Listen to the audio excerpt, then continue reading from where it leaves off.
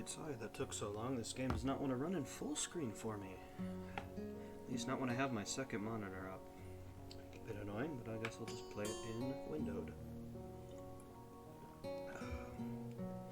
Seems a bit loud, so I will turn it down.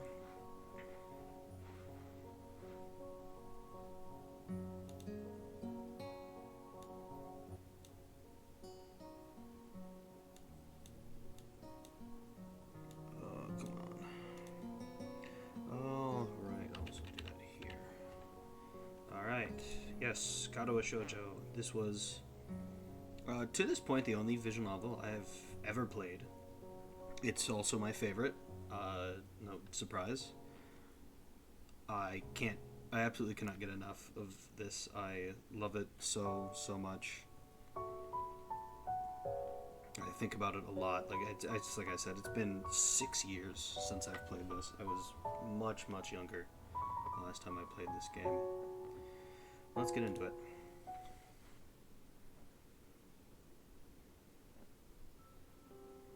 A light breeze causes the naked branches overhead to rattle like wooden wind chimes. This is a popular retreat for couples in the summer. The deciduous trees provide a beautiful green canopy far out of sight of teachers and fellow students. But now, in late winter, it feels like I'm standing under a pile of kindling. I breathe into my cupped hands and rub them together fiercely to prevent them from numbing in this cold. Just how long am I expected to wait out here anyway? I'm sure that note said 4 p.m. Yes, the note, slipped between the pages of my math book while I wasn't looking. As far as cliches go, I'm more of a fan of the letter in the locker, but at least this way shows a bit of initiative. As I ponder the meaning of the note, the snowfall gradually thickens. The snowflakes silently falling from the white-painted sky are the only sign of time passing in this stagnant world. Their slow descent upon the frozen forest makes it seem like time has slowed to a crawl. The rustling of dry snow underfoot startles me, interrupting the quiet mood. Someone is approaching me from behind. "Hi, Hiseo. You came?" A hesitating, barely audible question. However, I recognize the owner of that dainty voice instantly. I feel my heart skip a beat. It's a voice I've listened to hundreds of times, but never as more than an eavesdropper to a conversation. I turn to face this voice, the voice of my dreams, and my heart begins to race.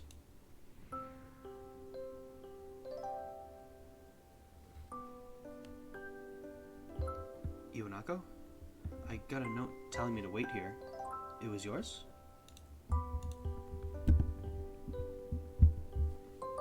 I spent all afternoon trying to come up with a good line, and that was the result. Pathetic. Yes, I asked a friend to give you that note. I'm so glad you got it.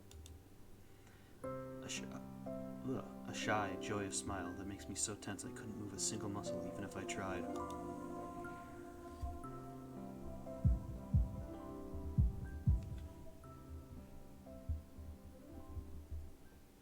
My heart is pounding now, as if it were trying to burst out from my chest and claim this girl for itself.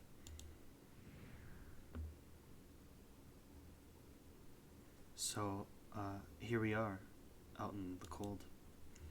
Once again, the wind stirs up the branches. The cacophonous noise is music to my ears. Iwanako flinches ever so softly at the gust of wind. As it passes, she rights herself as if supported by some new confidence. Her eyes lock with mine, and she lazily twirls her long, dark hair around her finger. All the while, the anxious beating of my heart grows louder. My throat is tight. I doubt I could even force a word out if I tried. You see, I wanted to know if you'd go out with me. I stand there, motionless, save for my pounding heart. I want to say something in reply, but my vocal cords feel like they've been stretched beyond the breaking point. Hiseo? I reach up to try to massage my throat, but this only sends spikes of blinding pain along my arms. Hiseo? My whole body freezes, save for my eyes, which shoot open in terror.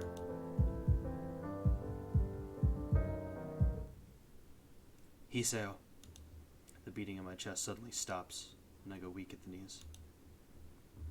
The world around me, the canopy of bare branches, the dull winter sky, Iwanako running toward me, all these fade to black. The last thing I remember before slipping away are the sounds of Iwanako screaming for help and the incessant clatter of the branches above.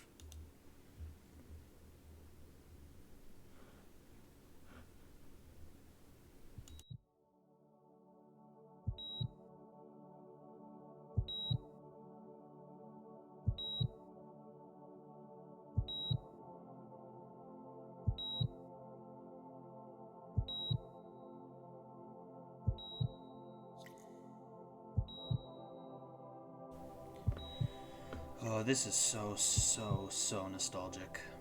If anybody didn't know the backstory of this game, this was a completely 4chan board made. I can't remember what board it was. This was all completely made on there and released. It's got some of the best songs I've heard in any game.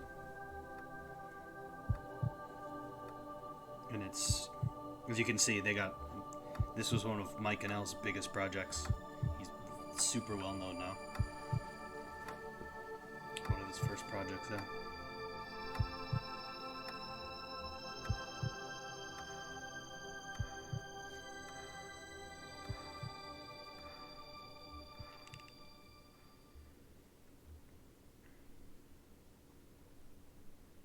It's been 4 months since my heart attack. In that whole time, I can probably count the times I've left this hospital room unsupervised on one hand. 4 months is a pretty long time when you're left alone with your thoughts, so I've had plenty of time to come to the terms with my situation. Arrhythmia. A strange word, a foreign, alien one that you don't want to be in the same room with. A rare condition that causes the heart to act erratically and occasionally beat way too fast. It can be fatal. Apparently, I've had it for a long time. They said it was a miracle that I was able to go on so long without anything happening. Is that really a miracle? I guess it was supposed to make me feel better, more appreciative of my life. It really didn't do anything to cheer me up. My parents, I think, were hit harder by the news than I was. They practically had 2 hemorrhages apiece. I had already had a full day by then to digest everything. To them, it was all fresh. They're even willing to sell our house in order to pay for a cure. Of course there isn't a cure. Because of the late discovery of this condition, I've had to stay at the hospital to recuperate from the treatments. When I was first admitted, it felt as if I was missed. For about a week, my room in the ward was full of flowers, balloons, and cards. But the visitors soon dwindled, and all the get-well gifts began trickling down to nothing shortly after. I realized that the only reason I had gotten so many cards and flowers was because sending me their sympathy had been turned into a class project. Maybe some people were generally concerned, but I doubt it. Even in the beginning, I barely had visitors. By the end of the first month, only my parents came by on a regular basis. Iwanako was the last to stop visiting. After 6 weeks, I never saw her again. We never had that much to talk about when she visited anyway. We didn't touch the subject that was between us on that snowy day ever again. The hospital? It's not really a place I'd like to live in. The doctors and nurses feel so impersonal and faceless. I guess it's because they are in a hurry and they have a million other patients waiting for them, but it makes me feel uncomfortable. For the first month or so, I asked the head cardiologist every time I saw him for a rough estimate of when I'd be able to leave. He never answered anything in a straightforward way, but told me to wait and see if the treatment and surgeries worked. So, I idly observed the scar that those surgeries had left on my chest slowly change its appearance over time, thinking of it as some kind of an omen.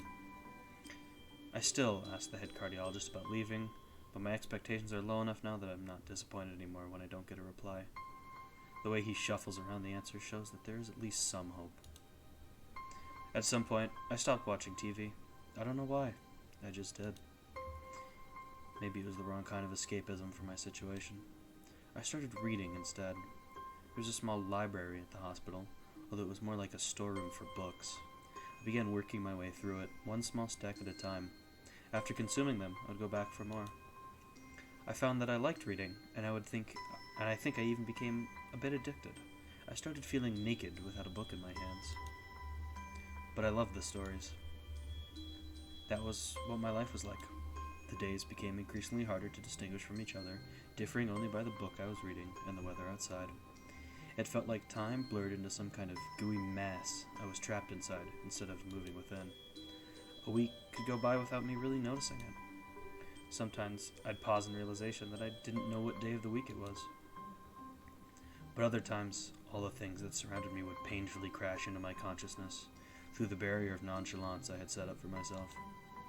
The pages of my book would start to feel sharp and burning hot, and the heaviness in my chest would become so hard to bear that if I had to put the book aside and just lay down for a while, looking at the ceiling as if I was going to cry. But that happened only rarely, and I couldn't even cry. Today, the doctor comes in and gives me a smile. He seems excited, but not very. It's like he's trying to make an effort to be happy on my behalf. My parents are here. It's been a few days since I've last seen them. Both of them are even sort of dressed up. Is this supposed to be some kind of special occasion? It's not a party. There's this ritual the head cardiologist has. He takes his time, sorting his papers, then setting them aside, as if to make a point of the pointlessness of what he just did.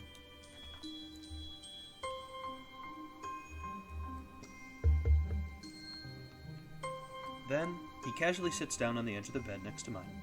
He looks me in the eyes for a moment. "Hello, Hiseo. How are you today?" I don't answer him, but I smile a little back at him.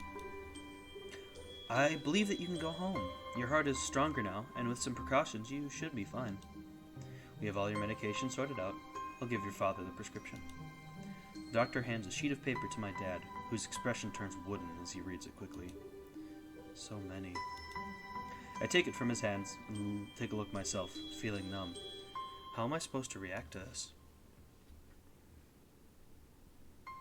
The absurdly long list of medications staring back at me from the paper seems insurmountable. They all blend together into a sea of letters. This is insane. Side effects, adverse effects, contradictions, and dosages are listed line after line with cold precision. I try to read them, but it's so futile. I can't understand any of it. Attempting to only makes me feel sicker.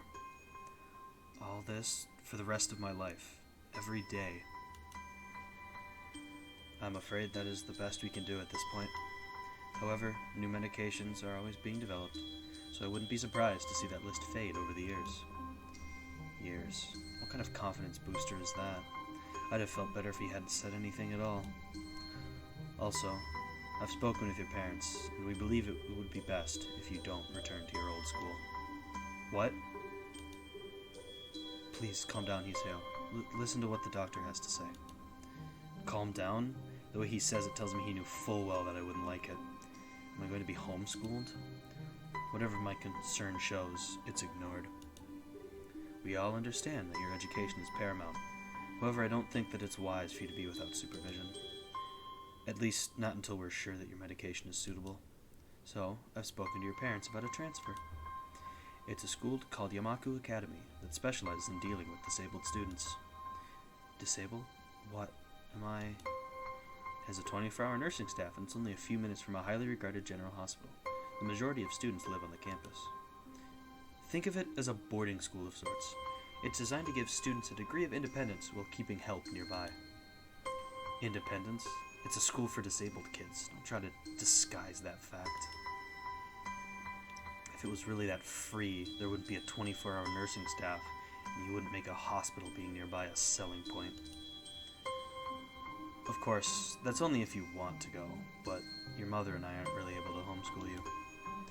We went out there and had a look a couple of weeks back. I think you'd like it. It looks like I really don't have a choice. Compared to other heart problems, people with your condition usually tend to live long lives. You'll need a job one day, and this is a good opportunity to continue your education. This isn't an opportunity. Don't call it an opportunity. Don't call it a goddamned opportunity. Well, you should be excited at the chance to go back to school. I remember you wanted to return to school, and, well, it's not the same one. Special school. That's an insult. That is what I want to say. It's a step down. It's not what you think. All of the students there are pretty active in their own sort of way. It's geared towards students that can still get around and learn, but just need a little help in one way or another. Your father's right, and many of the graduates of the school have gone on to do amazing things. A person doesn't have to be held back by their disability. One of my colleagues in another hospital is a graduate. I don't care. A person doesn't have to be held back by their disability. That's what a disability is. I really hate that something so important was decided for me. But what can I do about it? A normal life isn't out of the question. It's out of the question now. It's funny. I'd always thought my life was actually kind of boring, but now I miss it. I want to protest. I want to blame this lack of reaction on shock or fatigue. I could easily yell out something now, something about how I can go back to school anyway. But no. I don't say anything. The fact is that I know now it's futile. I look around the room, feeling very tired of all this. The hospital, doctors, my condition, everything. I don't see anything that would make me feel any different. There really isn't a choice. I know this. But the thought of going to a disabled school, what are those even like? As much as I try to put a positive spin on this, it's very difficult. But let me try. A clean slate isn't a bad thing. That is all I can think of to get me through this. At least I still have something. Even if it is a special school, it's something. It's a fresh start, and my life isn't over. It would be a mistake to just resign myself to thinking that. At the very least, I'll try to see what my new life will look like.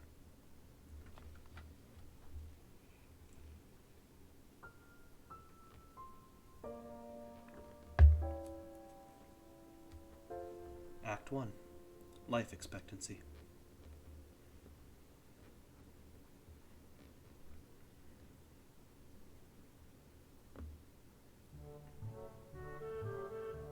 The gate looked far too pompous for what it was. In fact, gates in general seem to do that, but this one especially so. Red bricks, black wrought iron, and gray plaster, assembled into a whole that didn't feel welcoming at all. 1 second.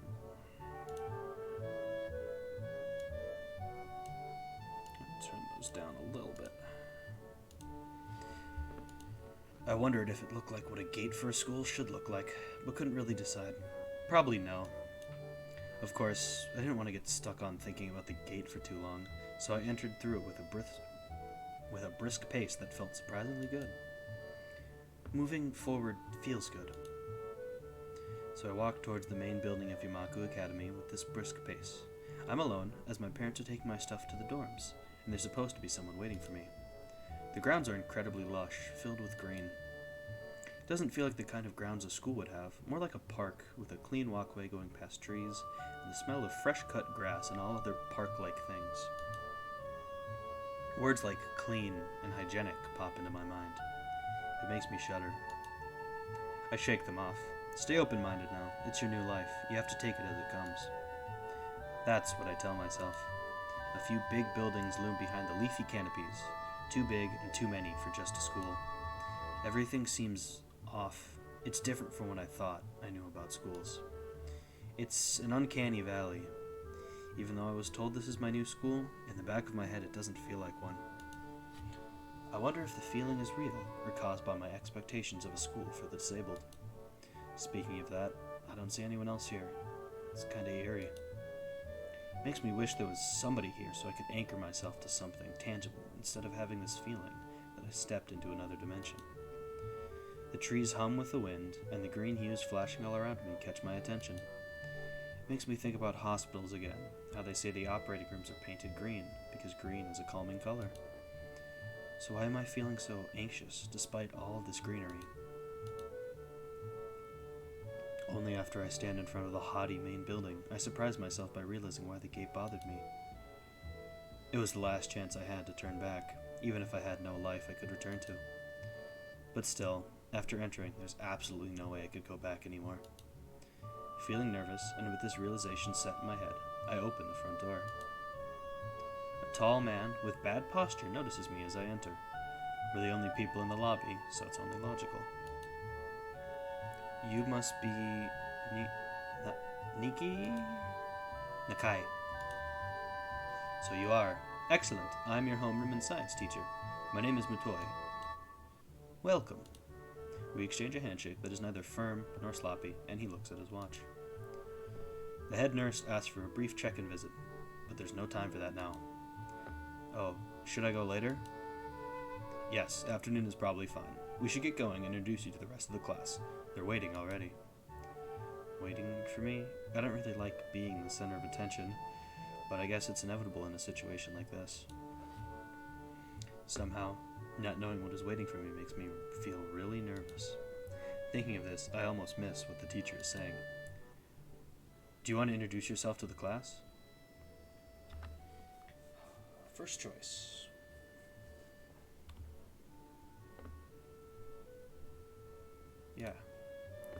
Yeah, sure, I mean, isn't that normal?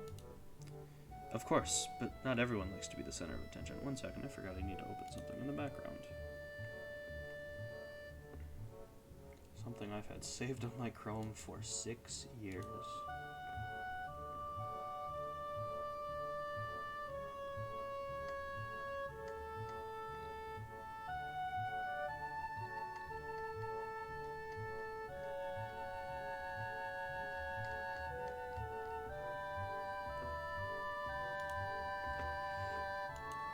I'm probably one of those people, but I guess I should be the one to give the first impression of myself. Right, it's no problem. Let's go then. My heart is pounding in my chest, and it keeps me thinking about my condition as I follow the teacher up the stairs. The third door down the third floor corridor is marked as the classroom for class 3-3. Mutoi opens the door and enters.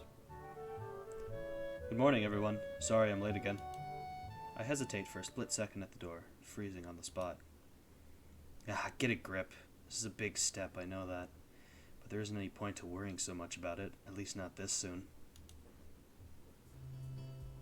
I follow the teacher into the classroom and look around, partially so I won't have to meet the gaze of my new classmates. It's pretty spacious. The ceiling is unusually high, and there's lots of space left over around in between the desks. Entire wall taken up by blackboards, and the high old-fashioned windows only make it seem larger.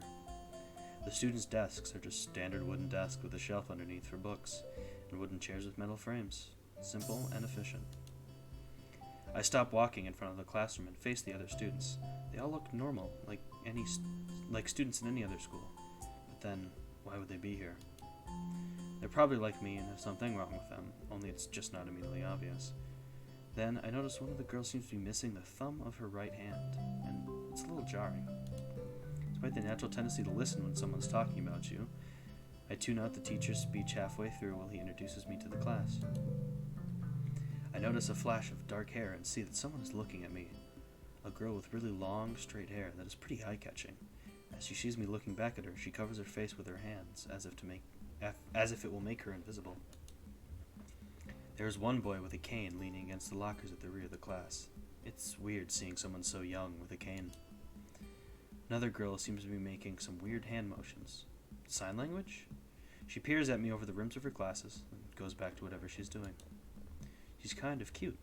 So is the cheery-looking girl with pink hair sitting next to her. She's really hard to miss. I don't know how I didn't notice her the moment I walked in. Please welcome our newest classmate. He claps his hands, and so does everyone else, except one girl in the first row who has only one hand. I cringe a little, but hide it by bowing in thanks for this applause I did not deserve. A collective silence tells me that I should open my mouth now. So, I'm Hiseo Nakai. And after that, my hobbies are reading and soccer. I hope to get along well with everyone, even though I'm a new student. And after that, I'm being so boring. This is exactly like every self-introduction ever. I should say something more exciting. I end up saying nothing, and the teacher picks up from there. Everyone seems to be satisfied even with what little I said, though. A few girls are whispering to each other, throwing glances at me. It could have gone worse.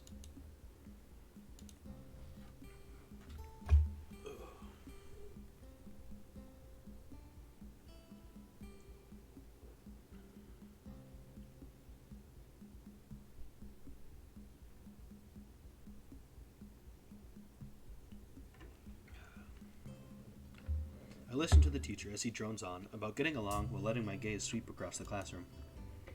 Everyone seems to be listening to him intently, and when he's done, they clap their hands again, which feels like a weird thing to do. The first row girl claps on this round, with her one hand against her other wrist that ends in a bandaged stump. It makes me feel a little bad. We're going to be doing some group work today, so it'll give you a chance to talk with everyone. Is that okay with you? Yeah, it's fine with me. That's good. You can work with Hakamichi. She's the class representative. She can explain anything you might want to know, and who else would be able to do that better, right? How could I know? The teacher passes out the day's assignments and announces that we'll be working in groups of 3. It hits me that I don't know who Hakamichi is. Slow. The teacher seems to catch my helpless expression. Oh, right. Hakamichi is right there. Shizune Hakamichi. As he calls out her name, the cute, bubbly-looking girl with bright pink hair and gold eyes waves her hand at me. I take a seat next to her by the window. Hey, I guess you're Hakamichi, right? It's nice to meet you. I can't do her laugh justice. Her laugh in video stuff is hilarious. What? I'm caught off guard by her laughter. It's nice to meet you too, but... I'm not Hakamichi. I'm Mishi. This is Hakamichi. Shi-chan? Giggling, Misha points to the girl next to her, the one I saw using sign language before. It looks like she has been staring at me this whole time. She nods once nonchalantly to show that she acknowledges my presence, but only barely. She has short yet carefully, neatly brushed hair, a pair of oval-shaped glasses balanced on the tip of a dainty nose, and dark blue eyes that seem to alternate every few seconds between analytical and slightly bored. It's nice to meet you. She immediately looks at Misha, who smiles and makes a few quick gestures with her hands. Is this music getting louder? I can probably actually... Yeah, that should be fine now. Hakamichi nods and makes a few gestures of her own. I start to wonder if the teacher was messing with me, saying things like, you'll be able to talk to people, and who better to explain things to you? I can see you're a little confused, right? Right? But I understand why you would think I was Shi-chan. Shi-chan is deaf, so I'm the person who translates things back and forth for her. I'm like an interpreter. She says it's nice to meet you too. You're the new student, aren't you? Well, Shi-chan, of course he is. If he wasn't, he would have been standing up. He would have been standing up there for no reason, right? Right? He seems like a very interesting person, doesn't he? We knew there was going to be a new student, but we didn't know you would be here today. So soon, He-chan, right? He-chan? Yep, it fits, doesn't it? Did I say it out loud? It's just a surprise. I've never liked that nickname. I don't really see how. It fits. You look just like I imagined. Yeah, you do look just like a He-chan. I wonder why everyone seems to think so. Hakamichi taps her fingers on the desk to get Misha's attention. They gesture back and forth to each other excitedly, their hands a blur. Misha seems a little overwhelmed. Sorry about that. Shi-chan wants you to know that she's the class rep, so if there's anything you need to know, you can feel free to ask her.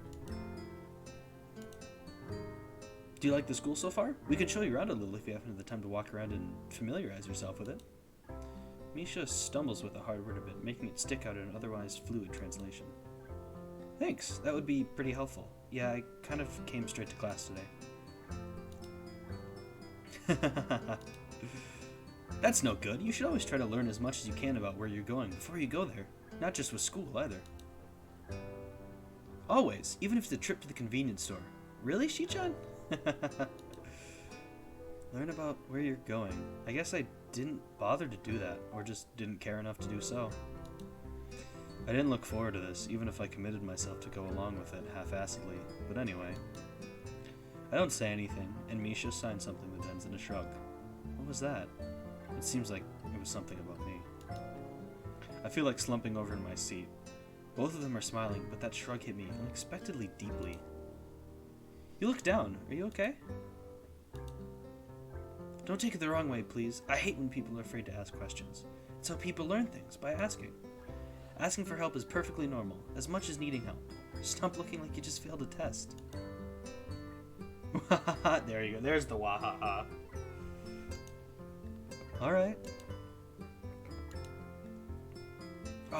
And another thing, you don't have to call Shichan something so formal like Hakamichi or class rep all the time.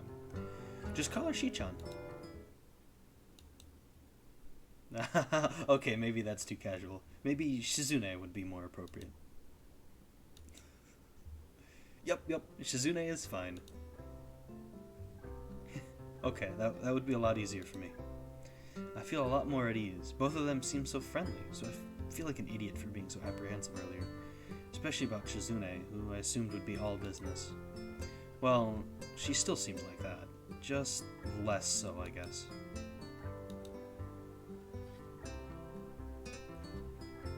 Huh? Oh, right, we haven't even touched the assignment. We should start work now, or Shichan will get mad. The assignment is also kind of long, so we should start now if we want to finish it before the end of class. That too. Shizune glares at the two of us impatiently. I don't need to know sign language to understand that. Okay, I get the message. After class, we can take a walk around the grounds together. It's a nice day today, okay?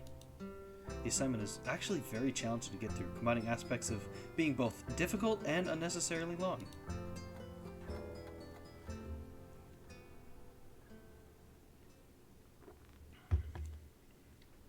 Still, we finish it a few minutes earlier than anyone else in the class, despite our late start. Shizune and Misha are really capable. They're quite different, though. The class rep is as calm and professional as she looks, while Misha is a lot more playful and girlish, not to mention a little more easily distracted.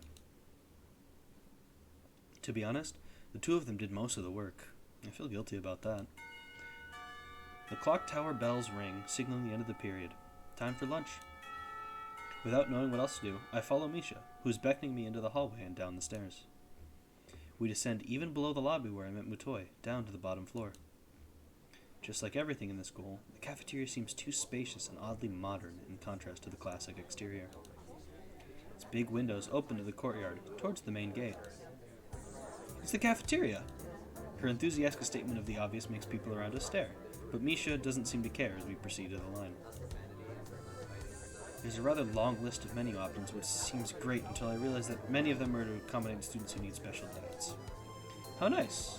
It almost feels like I'm back at the hospital, eating portions measured with scientific precision to meet the needs of the patients. I pick something at random and follow Shizune to a table, sitting opposite of her.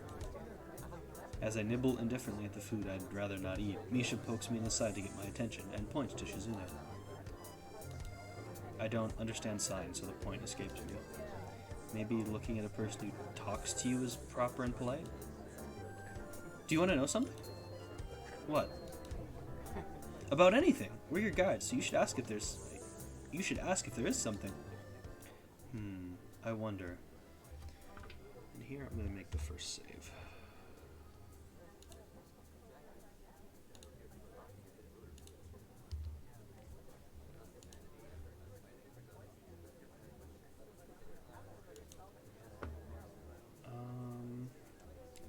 I'll start with this one. Oh yeah, is there a library in the school? Lately I've gotten into reading a lot, so I'd like to check it out. Misha gives the kind of frown that makes it clear she doesn't consider reading a healthy hobby, but then picks up her smile again. There is! It's in the second floor. We can show it to you sometime. Thanks. I return to my food while the girls talk between themselves. Misha and Shizune shine back and forth very animatedly, throwing sideways glances at me, but Misha refrains from translating. Maybe they are talking about secret girl stuff or something. I quickly notice a conversation in sign is not enough to fill a silence. We arrive in the classroom early, but we're not the first. That dark-haired girl I noticed before is slumped over her desk at the last row.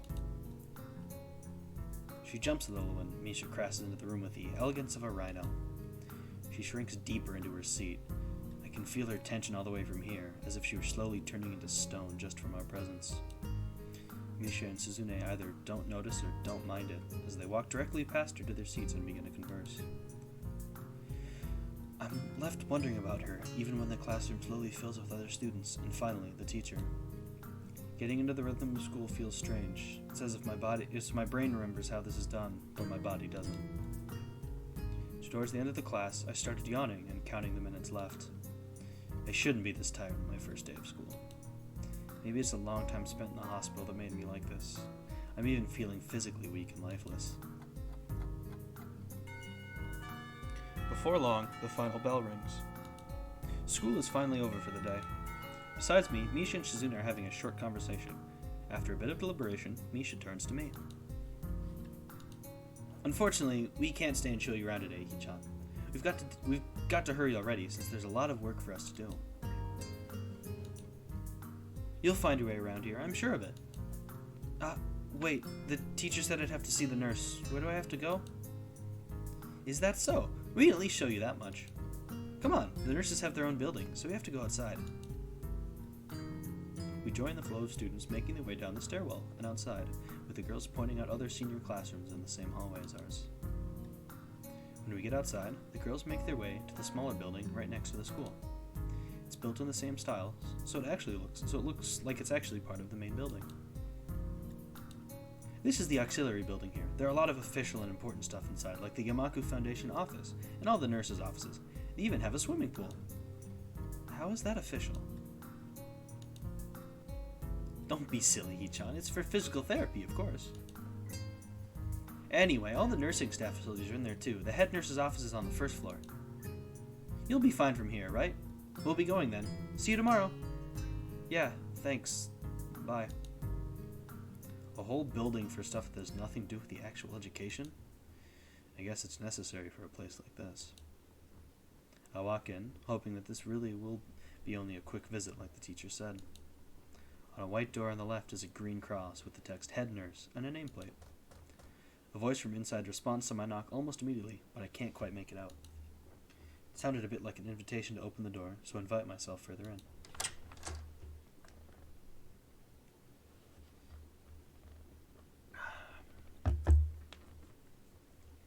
The room is not large, and it smells strange. A friendly-looking man turns around on his office chair to face me as I enter. His desk is neat and tidy, but the bin under the table is overflowing with used medical utensils, and there are at least a dozen coffee cup rings lingering on the desk. Hello there. What can I do for you today? He is young-looking and sort of rugged, but the dimples in his cheeks wash that impression away when he smiles. Are you the nurse? He smiles like a person who has heard this very same question hundreds of times. Why, yes, I am. It says so on the door, no? You can call me by my name, or just the nurse, like everyone else. Of course, I shake off my confusion, realizing I should probably grab his extended hand. His handshake is rather firm and friendly. Right, I'm a new student, and my homeroom teacher told me to come and meet you. My name is Hiseo Nakai. His eyes light up with revelation, and he snaps his fingers. Oh, you're that Nakai. I was just reading your file in the morning. Some kind of chronic arrhythmia and related congenital heart muscle deficiency, right? He gestures me to sit down in the vacant armchair in front of his desk. Yes. Good. Well, you've probably been briefed about the school enough, so I'll just go over this quickly. We have all kinds of facilities available, mostly physical therapy and such. There's always someone from my staff around, even at night, so never hesitate to call us if there's a problem. The famous 24-hour nursing staff. Wow, this is like a hospital. Well, not exactly. For instance, we don't do brain surgery here. His joke feels so out of place that I'm left thinking why he even said it. Yeah, just that it's really weird to have so many medical people at a school. You'll get used to it. I'm not so sure of that myself, but I don't let the nurse know it. Now, let me just find your file again. While he searches for something from his computer and shuffles stacks of papers around, I let my gaze wander around the room. It's the epitome of generic, I'd like to say. Beige walls and ceiling, dark gray laminate flooring, and all the equipment you'd expect from a school nurse's office.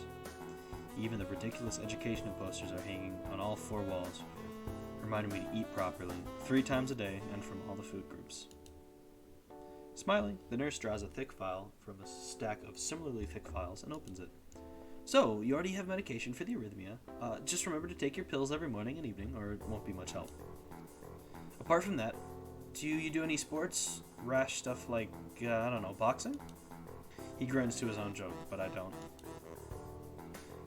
Well, I played soccer occasionally with some classmates. Alright, I'm afraid I'm going to have to recommend you refrain from doing that. At least for the time being. Oh. My lack of reaction makes him raise an eyebrow, but really I'm not too bothered by him forbidding me to kick a ball around. I guess I never did it out of burning passion for the sport, just to have something to do. Any kind of concussion might be very dangerous to your heart, and risking another attack is not a good idea. Was the previous one caused by a sudden concussion to the chest area? There's no mention of the cause in your papers. Not exactly. I sidestep the question acceptably, and he glances at me over his papers with a more serious expression on his face. Still, you need to keep your body healthy, so some exercise would do you good.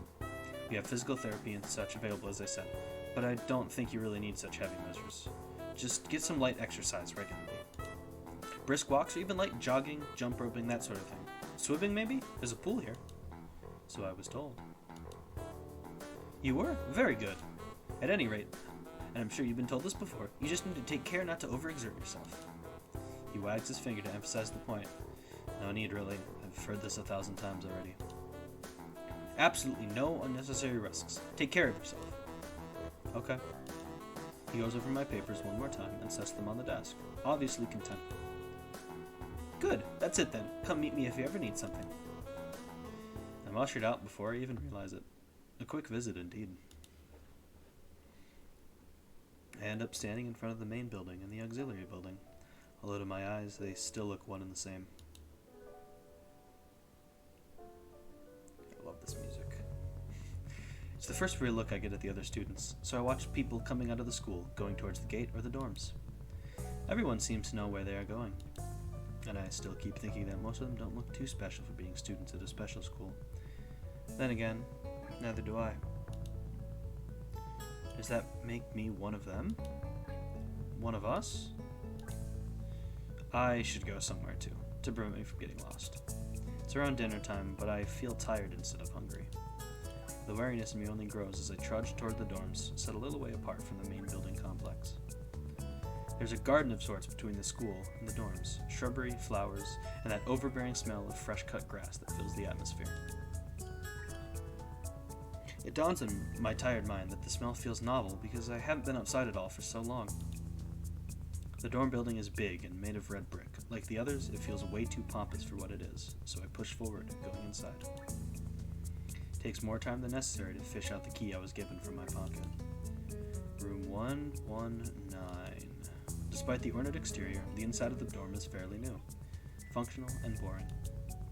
Just like in the main building, the halls and doors are wide to accommodate wheelchairs. The same goes for the elevators at the end of the hallways. I poke my head around the corner of the common room door. Inside, a few students are watching the television. One nods and gives a quick hello before turning back to the TV. It seems that only the girls around here are sociable. I suppose that's perfectly fine with me. I climb the stairs to the upper floor. Here, small corridors branch off from the main hallway. Each of these minor halls seem to have a toilet and a shower, as well as 4 rooms. About halfway down the hall, I spy room 119. The nameplates on the rooms adjacent to mine are blank. I guess there are just 2 of us here. Light shines from below the door of room 117, so I knock lightly. Hello? Is anyone home? From inside, I hear a few movements and the clicking of way more locks than I thought these doors had. After a moment, the door squeaks open. A bespectacled boy is standing in the doorway. He is looking at me very intently through his extremely thick eyeglasses. Who is it? Blind? No, at least not completely. Why would he have eyeglasses if he was? He leans closer to me until our noses are almost touching. His breath stinks of garlic. Hiseo Nakai. I'm moving into the next room. I thought I should introduce my... His face suddenly brightens in realization, and he stands back upright, thrusting his hand out in a smiling greeting, almost straight to my diaphragm. Oh, sup, dude. My name's Kenji. Hi. I take Kenji's sweaty hand and shake it a little. Shake it still a little rattled by the sudden change of attitude and vehement welcome. There were some suspicious-looking people going in and out of your room earlier. It was probably my parents. Your parents? You sure? Because it could have been some other people, too. You can't judge a book by its cover. His out-of-place proverb is left hanging between us awkwardly as I try to think of some way to respond. I'd say the chances are high enough. He shudders and makes some exaggerated hand gestures. You're a brave man, Hiseo. Me? I don't think I could trust the chances. The only one I trust is myself. Does that mean I shouldn't get to know you either? He thinks about this for a while. A wise decision.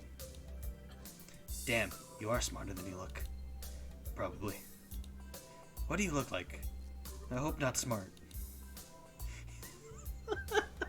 I'm sorry, I love this character way too much. He squints his eyes and leans closer again, but I lean backwards to dodge it. Never mind, it doesn't matter. With that, he turns, fumbles around for a moment in search of the door handle, and shuts the door behind him. I slide the key into the lock of the door marked 119. Bleak beige walls, white linen, a desk made of some type of light wood, ugly curtains. It's no one's room. Impersonal, like my hospital room was.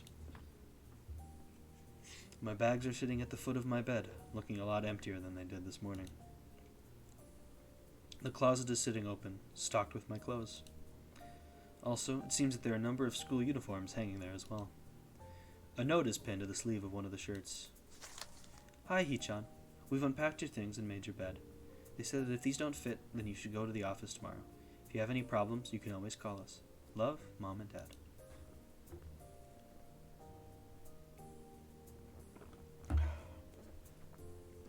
Well, at least I don't have to worry about unpacking. I kind of hoped I would have, then there would be something to do. It's still too early. I put the note down on the desktop and lie down on the bed, feeling drained. Lying there makes me want to read something, but I have nothing with me. I wonder if the hospital conditioned me for wanting to read whenever I have nothing to do. The restless urge just keeps growing until I have to stand up. Maybe it's stress or something. I was pretty nervous about it before coming, and for the entire day today too. I still am, I think. Damn, I have to distract myself somehow, so it won't be this unnatural all the time.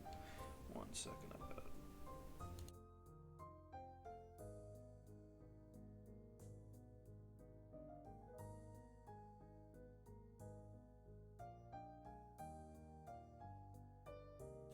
Sorry about that, gross things in my throat.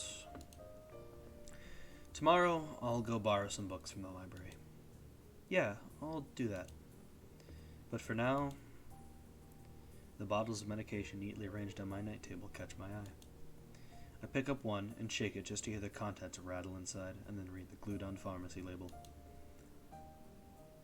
Hiseo Nakai, 2 tablets daily to stay alive. It doesn't really say that, but it could just as well. It's kind of twisted having your life depend on chemicals like this. I resent it a little, but what choice do I have? With a sigh, I begin my new daily ritual of taking the right number of pills from each bottle, being careful to check the correct dosages. I lie down again, feeling hollow and uncertain, and after that I keep staring at the blank, unfamiliar ceiling for a long time. It doesn't start looking any more familiar, not even after darkness falls and long shadows draw across my room like fingers. The sheets feel slightly more comfortable, warm and nest-like against the chill that passes for room temperature here. Soon, the lighter shade of darkness that is the ceiling looks like every ceiling does at night. It becomes the only thing I recognize anymore. The night beckons me to sleep, and I feel the coldness of unfamiliarity and fear creeping up my spine once again. I keep drifting further away from the world I knew.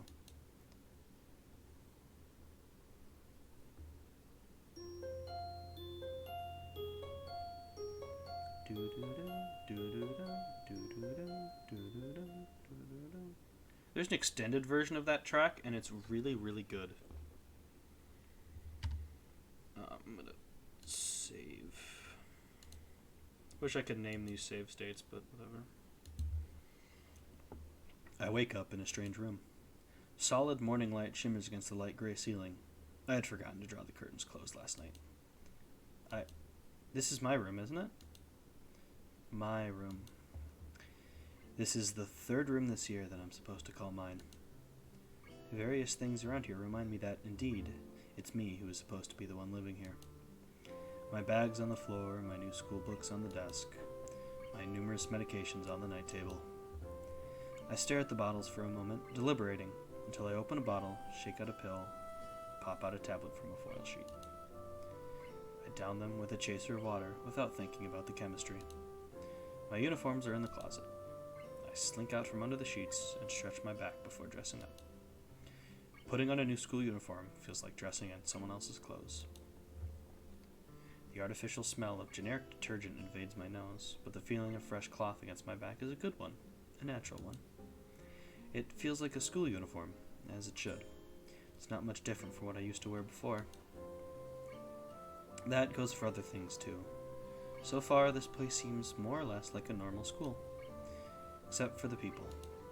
I think back to my talk with Kenji yesterday, Misha's constant laughter, and Shizune's sweeping sign language gestures. Well, I've only met 3 students so far. Maybe they aren't normal, but I'm sure others are.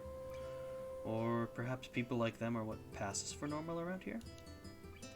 Yeah, what does pass for normal around here? What do people do? I didn't see a lot of kids hanging around after classes yesterday, so maybe there are clubs. If so, I wonder if I should join one. All through class, the question remains on my mind, so I decide to ask Shizune about it when we split into groups. After all, she did say if I had anything I wanted to know, I should ask her. She crosses her arms and shifts her gaze slowly to Misha, who looks more preoccupied with trying to grind the eraser of her pencil down so the top is perfectly and evenly flat. Sorry, Shichan. Sorry, Shichan. Is there something you wanted from me? Oh, I see. That's a good question, Hichan. My first thought is that means she doesn't know, which is worrying. Maybe I'm being too negative. Well, anyway, Misha, please don't prove me right. Oh, that's right. Everyone is encouraged to join a club. A lot of people do so because there isn't really anything else to do. There are also school events, like the festival coming up in a few days. Almost every student in the school tends to help out with it, doing whatever. So, you actually transferred in at a busy time. Maybe you can help out too. Sure. What's the festival about? Misha freezes. I don't know, Hichan. The truth is it's a local event and I'm not from this area, so... She starts signing desperately to Shizune, asking her to bail her out. Shizune adjusts her glasses at the end of an oddly grandiose flourish and starts signing hard and heavy. Huh? Oh. Who cares?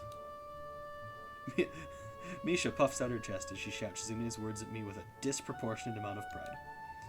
Too loud. I can see heads turning to look in our direction. Not so loud. Human beings evolve with each new generation. The ideals and beliefs behind a festival will inevitably change with time. Now, it's about delicious fried food and amusing little games that you play to win prizes. The teacher clears his throat very loudly, batting his long wooden pointer against his other palm like a baton. He shoots a pointed gaze at us. Finally noticing where we are, Misha stifles a yelp and quickly quiets down. Shizune doesn't seem embarrassed at all, though, brushing it off without a care. We are in the middle of class and should start working. That's right, Chichan. What? That's right. Hichan, are you asking because you're interested in joining a club?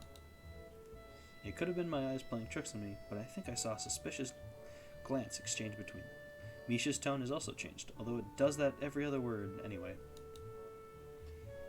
Yeah, I was thinking about it. Misha and Shizune look at each other again. I'm about to ask what they have in mind when something dark flutters in my peripheral vision, catching my attention. Out of the corner of my eye, I see the girl with long, dark hair get up from her desk and slip silently towards the door. It doesn't seem like she was working in any group, and no one seems to notice her but me. I glance at the teacher, who's also looking at the dark-haired girl too. Why doesn't he say anything? Hichan? Is something wrong? Do I look as uneasy as I feel? Or was Misha just looking at me, looking after the girl who left? No, nothing. Okay, well, like we were asking, you don't have any plans for lunch today, do you? I thought I would go to the library and pick up some books. Not really. Do you want to have lunch together then? Sure. Yay! Wahaha! Okay, Hee-chan, perfect.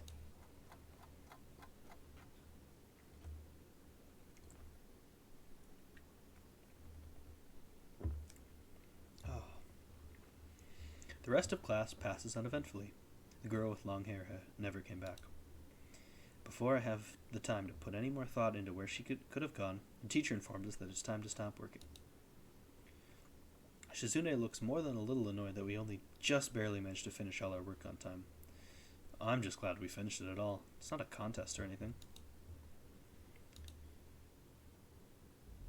Yes, it is, Hee-chan. Impossible. Really?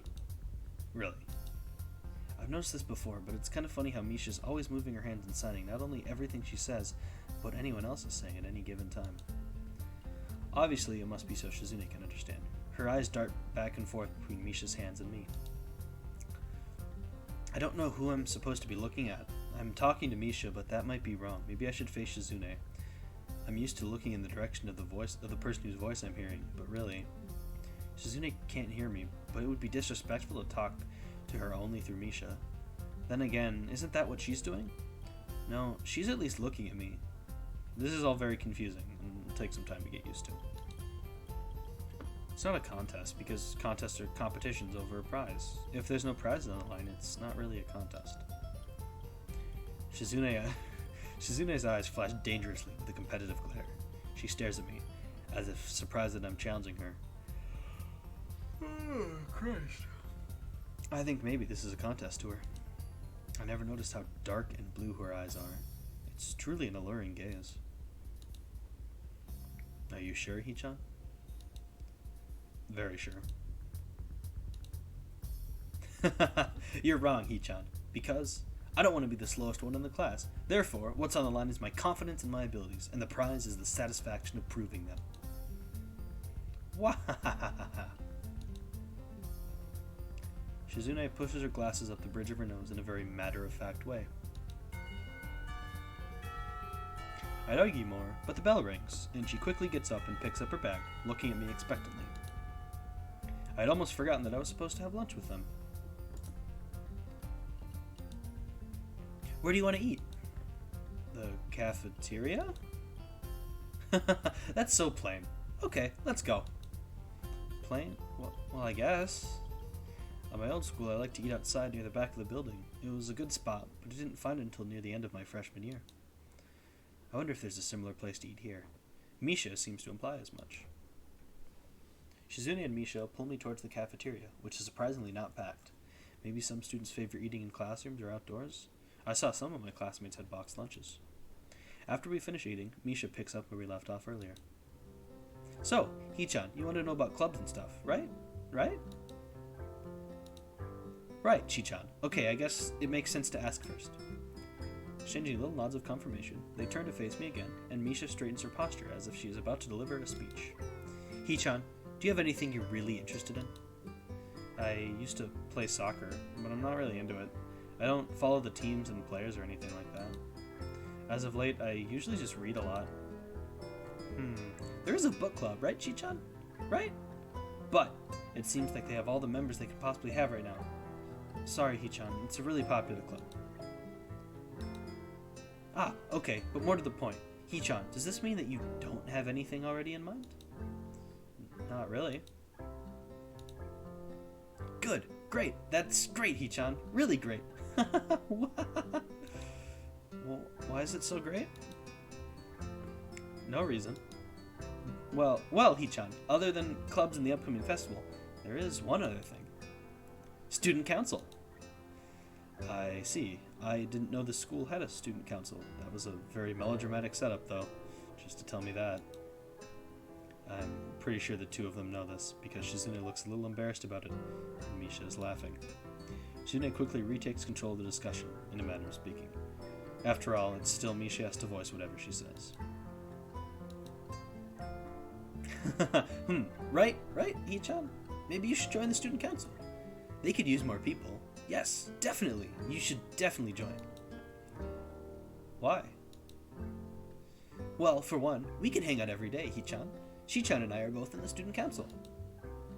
Actually, Shi-chan is the president.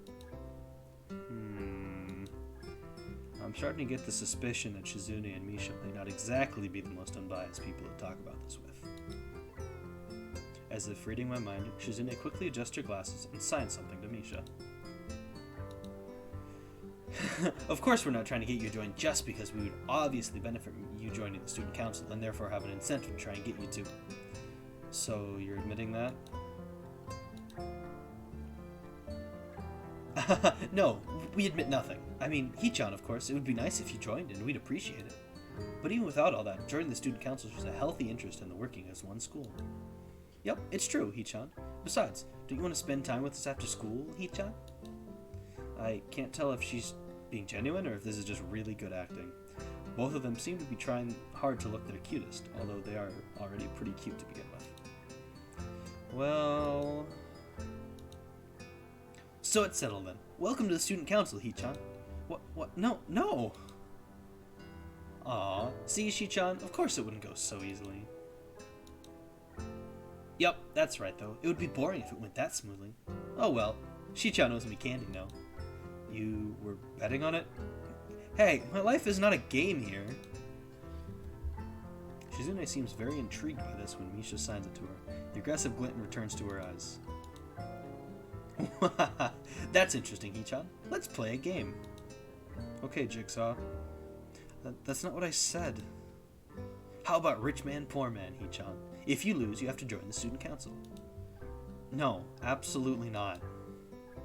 Aw, why not? Well, because you two both have the same incentive, and therefore the same goal, which is to get me to join the student council, right?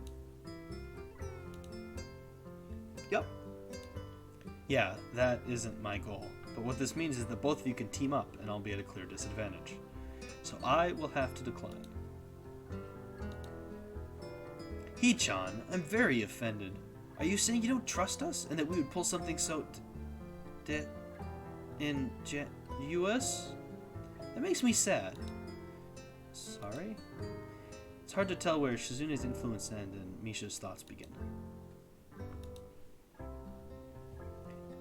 In order to atone for hurting a young girl's feelings, you should definitely join the student council. No! How about a game of paper football instead of rich man, poor man? Paper football? Yeah, it's a game they play in America. You make a paper triangle, and then you try to shoot it past goalposts that the other player makes with their fingers. Isn't it cool? It's the ultimate form of competition between two people, Hee-chan. And it's also played by elementary and middle school children, Shi-chan. That means it's a game that really separates the boys from the men. More like the boys from the slightly older boys. Anyway, I'm not gonna play that either. Just from the fact that you know about it means you're probably surprisingly good at it. Yeah, that's true. How did you know, Hee-chan? Shizune frowns at Misha, telling me that she probably wasn't supposed to admit that so readily. I wouldn't say that I'm happy with her attempts to get me to the student council, but I'm a little curious about what the student council does here. I've never been on one before, or even known anybody who was a member, so it interests me. I also kinda like Shizune and Misha, so maybe it wouldn't be so bad. Okay, Hee-chan, how about Risk, the game of world domination? I don't know what that is. It's really fun, Hee-chan. You fight for control of the world, with armies and everything. Sounds like Shizune would be good at it. If you want to play, we can after school. Really, Shi-chan? We can play just for fun, Hee-chan. Shi-chan hasn't played in a long time, so if you want to, there are no strings attached. Well, okay. Okay. Perfect. We'll see you after school in the student council room then, Hee-chan. Wait, why there? Because that's where we keep the game. Wow. I grimace to tell him how much I do not like this, but it's more for show than anything. So in the end I agree, but only after getting Shizune to acknowledge that I don't mean anything concrete just by... Good lord. Just by accepting to take a look around and play a game with her. Lunch ends and we go back to class.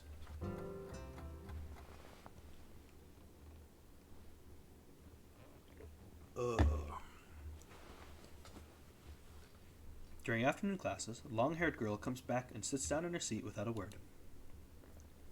Again, no one seems to notice, or if they do, no one says anything. I want to ask Misha about it, but I don't want to be nosy. After school, Shizune and Misha quickly find me by the first floor lobby and latch onto me, covering each flank in case I might try to escape. I feel a little offended, but I'd been considering it. Nevertheless, I'm a bit disturbed that enough people have made a break for it in the past that they're on their guard. What's with the escort? This doesn't make me feel very comfortable. In fact, it makes me feel like a dangerous prisoner being transported to his cell. What's wrong, Hee-chan? That's right, we're just going to play a game of Risk, remember? I don't know, Misha, this all seems a little sinister to me. I start thinking that when we sit down to play the game, they'll tie me down and torture me until I agree to join the student council. Well, that's highly unlikely, but still, for some reason, it just seems like it would be so plausible.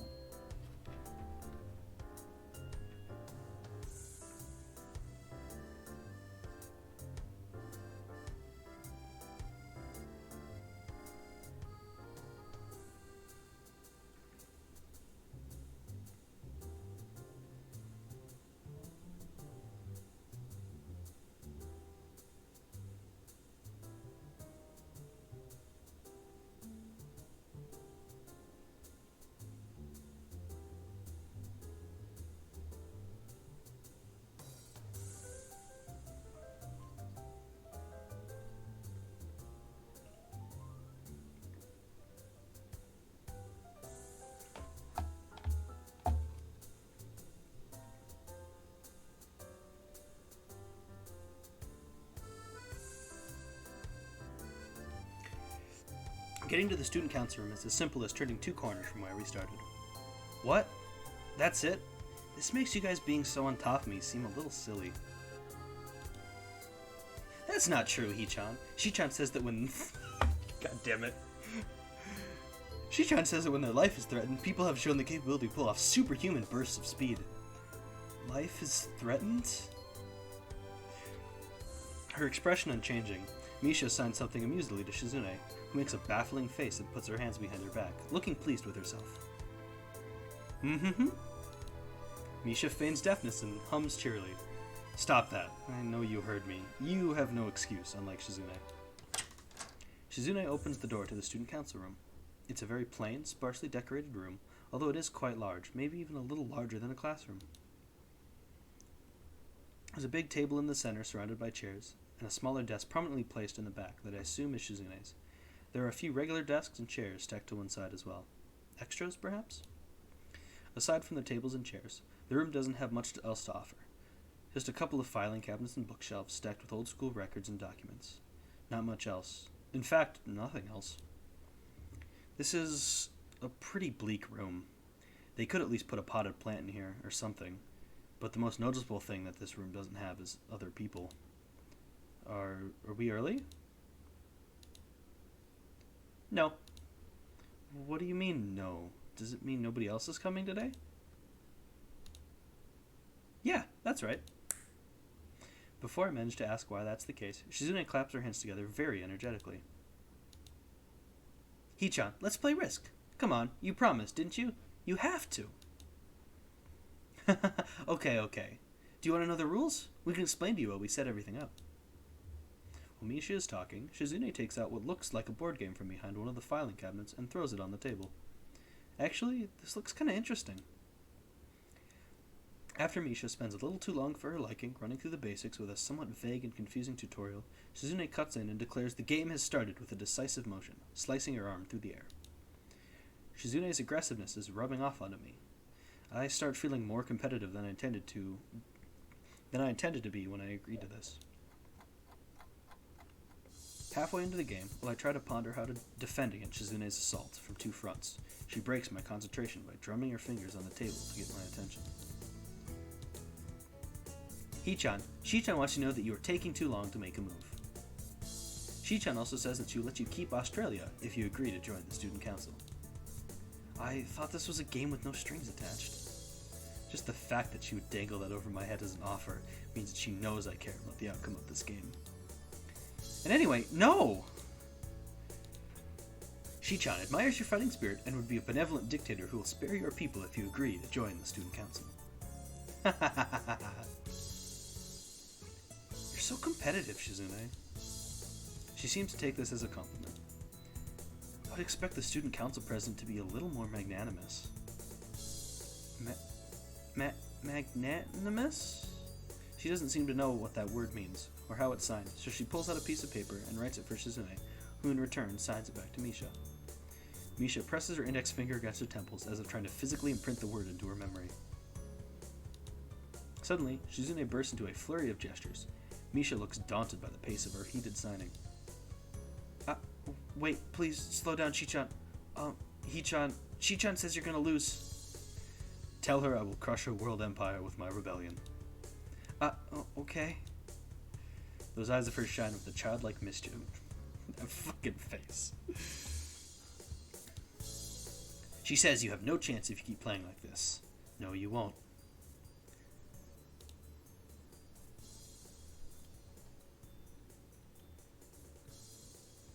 Okay, this is all the same stuff. She's either really mocking me or trying to trick me. I have nothing else to lose though, so I might as well try something different. Maybe if I spread out my forces to try to control more territories, I can recoup the advantage. Shizune seems to focus on conquering whole nations, so maybe I can sacrifice my hold on continents to gain more small countries. It's worth a shot. A few turns later, I end up losing the game anyways. Shizune adjusts her glasses victoriously and allows herself to tentatively pump a fist in the air in celebration. I win! Yay! There's no need to translate that, it was pretty clear. Don't look so sad, Hee-chan. You're really giving it your best. That's what I thought. Sometimes your best just isn't good enough, though. If anyone knows that, it's me. You did very well for someone who just learned how to play today. Hee-chan, you attacked Iceland and North America at the same time. It's a very daring move. Shee-chan is impressed. The mark of great people is that they are daring, and they can follow through. You're already halfway there. Isn't that great, Hee-chan? That isn't enough, though. Just potential isn't enough. There's no point to potential if you don't take the first step, and there's no point to that if you don't keep going. I want to see more. You're right, Shichan, but that's so demanding.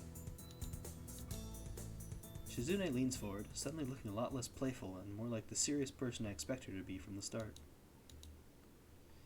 Hee-chan, would you like to join the student council? She really doesn't waste any time, does she? But it's only my second day of school, so I'm hesitant about committing to something so early. I haven't even taken a look at any other clubs yet. But spending time with Shizune and Misha doesn't seem like something I would hate. I still need more time to think about it before I decide for sure. Maybe. I'll get back to you on that. Okay, Hee-chan, but I hope you're not just saying that so you don't feel bad. No, really. Really? Hee-chan, if you're going to say that, then you're saying that is definitely the truth, and there can't be any mistaking it. I know. I guess I should have my revenge for losing, at the very least. Shizune smiles at that in a mischievous way that feels like twisting the knife in the wound of my loss. I take a glance at the clock on the wall and realize I've spent far longer playing Risk than I expected. Sorry, I think I have to go. I wanted to go to the library. It's not closed yet, is it? Shizune scratches her head and gestures at Misha. How hard can it be to determine whether the library is open? There's a clock right there on the wall. It should be, unless the librarian is absent. I think you're right, Chi-chan. We think the library is open. It's on the second floor. Can't miss it. Do you want us to show you where it is? No thanks. It's okay. See you tomorrow.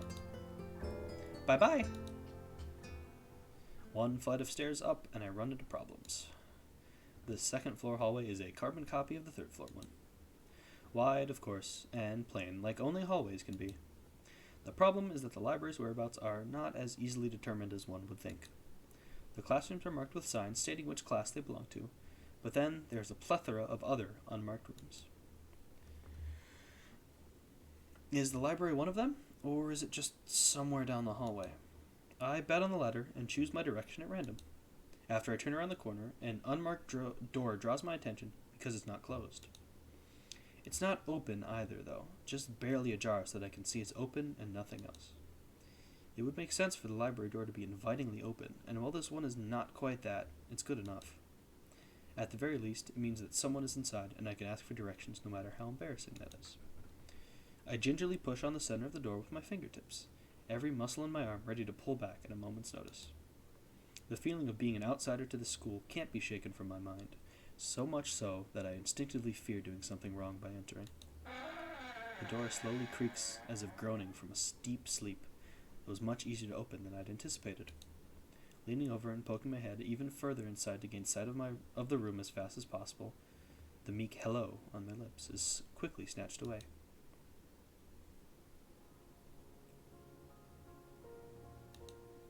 This is not as I was expecting.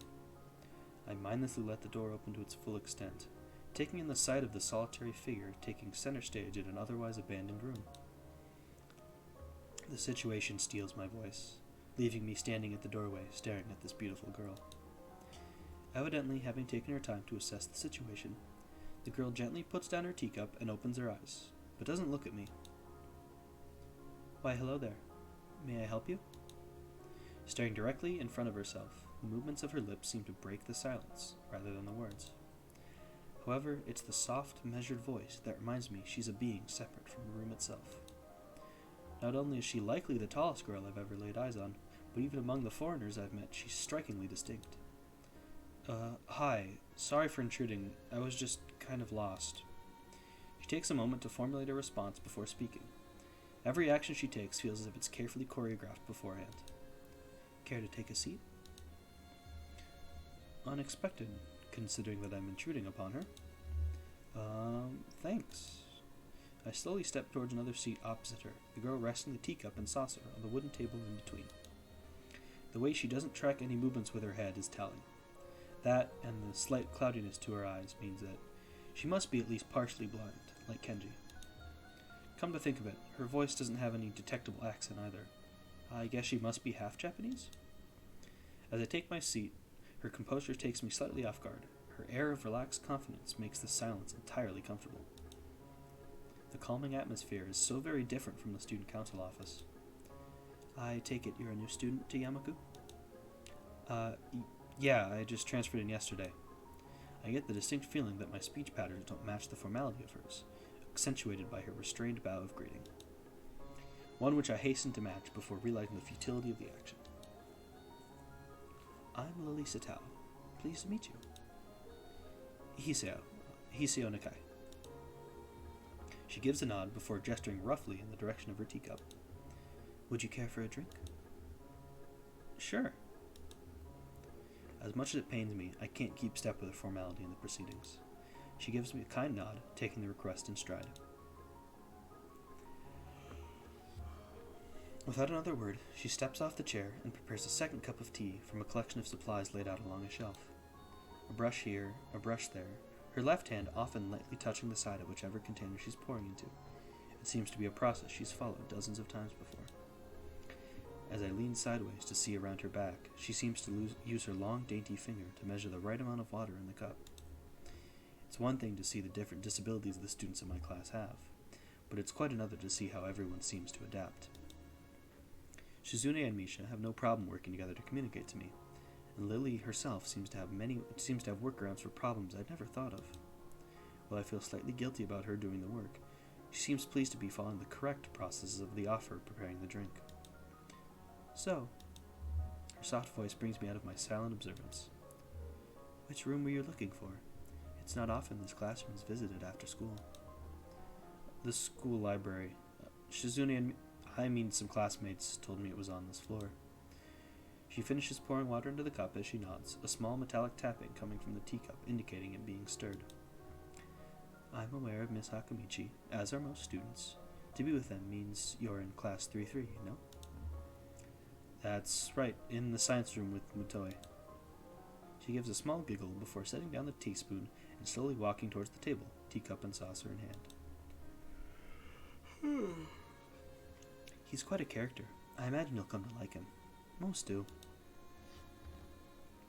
As she sets down the tea, I gently take it and have a sip. I'm really more of a coffee person, but this seems like a rather bad moment to bring it up. Nonetheless, the smell's quite nice. I hardly think it'd be hard to choke down. Thanks, Satoy. It tastes really nice. She smiles and quickly waves her hand in front of her face. Lily, please. There's no need to be too formal. She says this in spite of her exceedingly well-bred speech. Oh well. I guess I should try and ask her about herself, as it really does seem as if she's catering to me. Alright, one second. I'm gonna go get more water.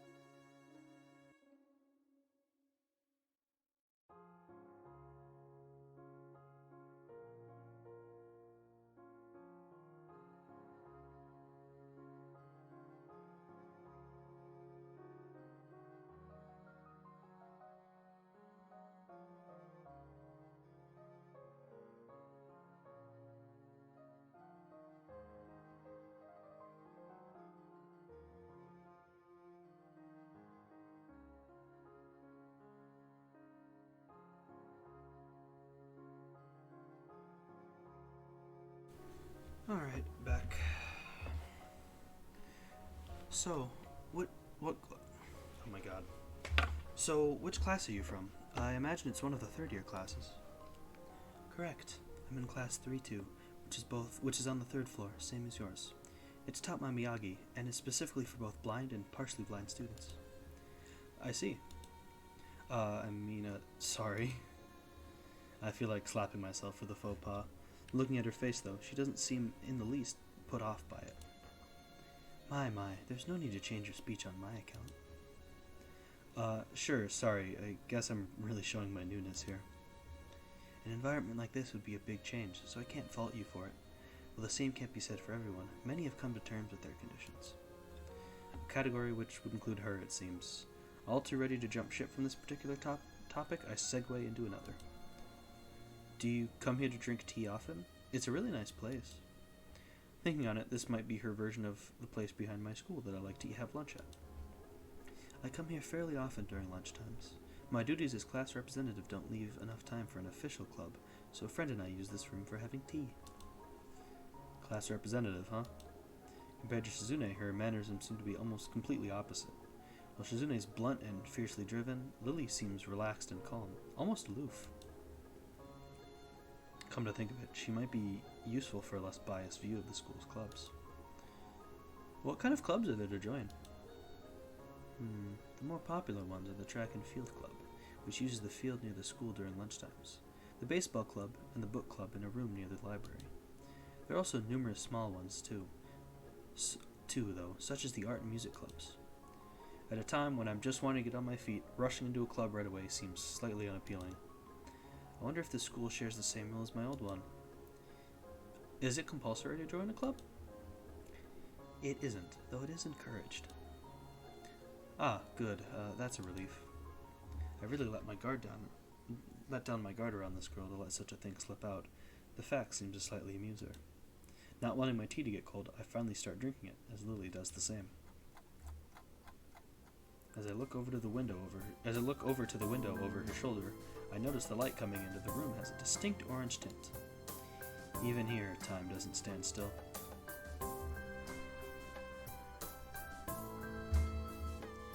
Huh, the time's gone quickly. Sorry? Right, she's blind. Of course she can't see the sun setting. It just looks like the sun's starting to set. It seems to come as a surprise for her. I guess she must have lost track of the time. Sorry, Hiseo. I didn't mean to keep you from the library for so long. I quickly moved to allay her concern. Ah, no, it's okay. The library's still open, isn't it?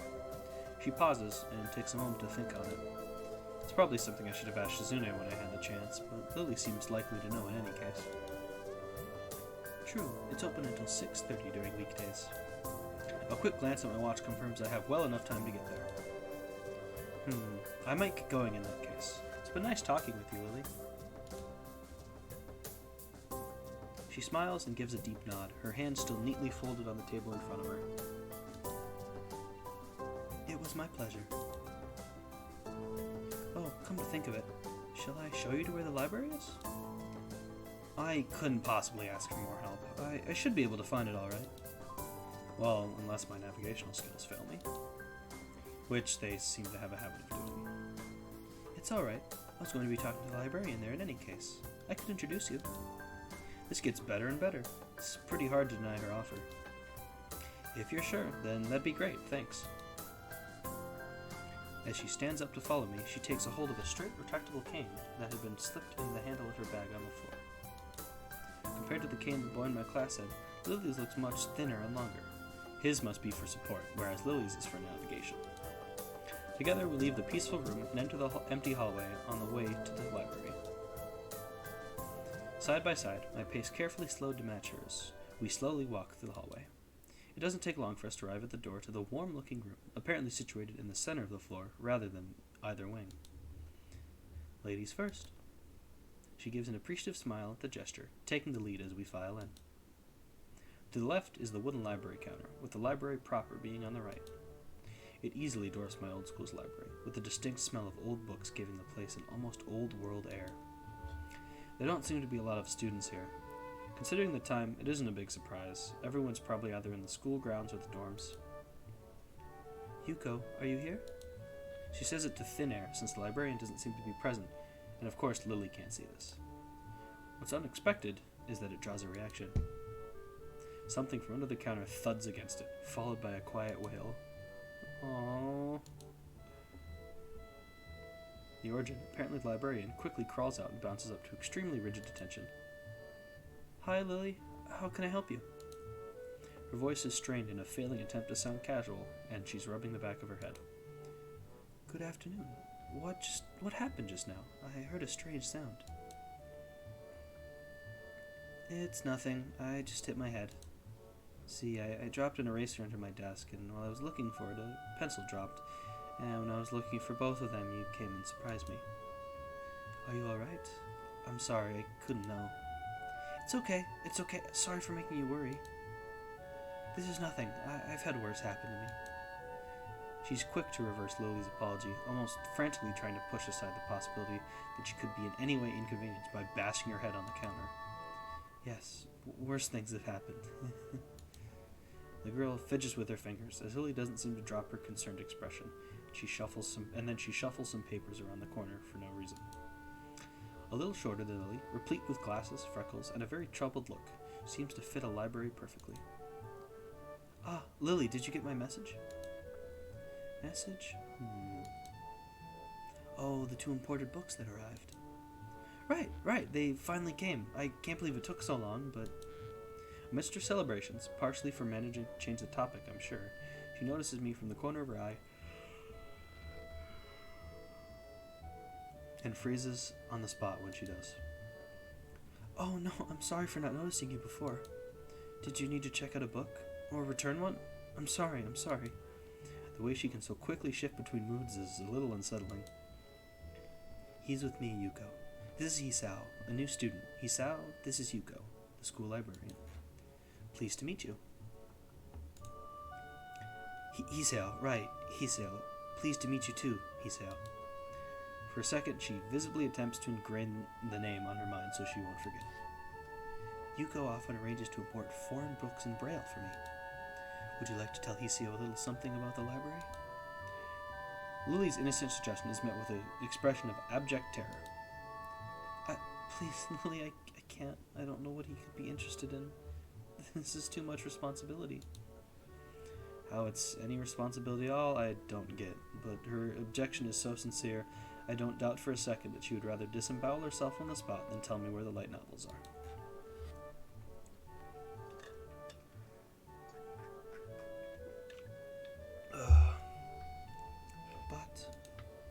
So, there are a lot of books in Braille here? I attempt to save the day by asking the first thing that pops into my head. It seems to work at least partially, as Yuko seems to not exactly relax, but at least look slightly less tense. Well, I think about a third or a fourth of Yamaku's library is either in Braille or audio. Makes sense, given all the blind students that be here. If it's only that, how come this library is so big in the first place? Well, we get a lot of new books regularly because the library's adequately endowed. That's probably why. I spend more on new books than on my salary, and then I have to organize and shelve all of them. It's so troublesome and they weigh so much. I wish I could quit this job. A very awkward silence follows this revelation of too much information. I'll go check the aisles then if you don't mind. It's probably best for all of us that if she doesn't keep talking to me. Very well. Meanwhile, Yuko, I'd like to have those books if it's alright with you. My first impression was right. The library is surprisingly big. Ambling down the narrow aisles, I study the spines of the books in random order, occasionally sliding one out to read the blurb, taking it with me if it looks good. In a few moments, I have a respectable stack of books in my arms. I guess I'll never be stuck for choice in here. The normality of the library sinks in. Sure, there are large print and Braille books scattered throughout, but it is what it is, a library. It's as if the calm mood from the room I had tea with Lily and snuck with us in here, unless it was here to begin with. Something about that puts me at ease, just like before. I reach the end of the aisle and find a collection of desks set up for study or personal reading. Going a little further, though, I discover a nice quiet corner at the back. While the rest of the library has the odd student sitting at a desk, either reading or stealthily sleeping, the back is pretty much deserted. As I glance around, I see someone who I recognize sitting on one of several beanbags. It's the dark-haired girl from my class, the one who snuck out of the classroom earlier. She's reading a book, keeping it close to her face, which makes her look like she's really into it. The way she was acting today, I had her pegged as more of a delinquent than a bookworm. In fact, her mysterious disappearance from the class raises all sorts of whys in my head. Intrigue floats slowly but surely towards the surface, and before I know it, I'm walking towards the mysterious long-haired girl. I guess there's no harm in introducing myself as I would with anyone else. She's a classmate after all. Walking over to another beanbag, I take a seat and lay my books beside it. The girl starts, looking scaredly up at me from underneath her fringe. This is the first time I've seen her this close. Underneath her long, dense bangs, I can see that part of her face, at least a third of it, if not a half, is pretty badly scarred. My eyes are immediately drawn to the scars, subconsciously peeking past her hair until they meet her own eyes. For a second, I am shocked and divert my eyes to the book in her hands, before I realize that looking away probably only makes it worse. It takes too many seconds to collect myself, and I remember what I walked up to her for.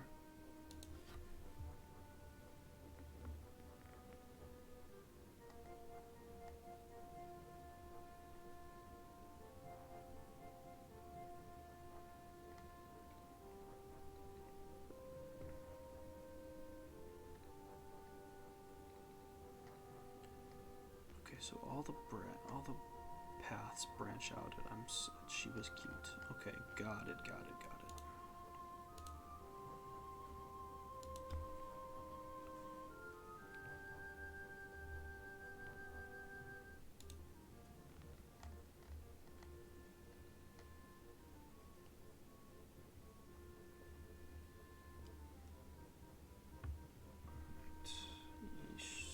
I'm sorry, I didn't mean to startle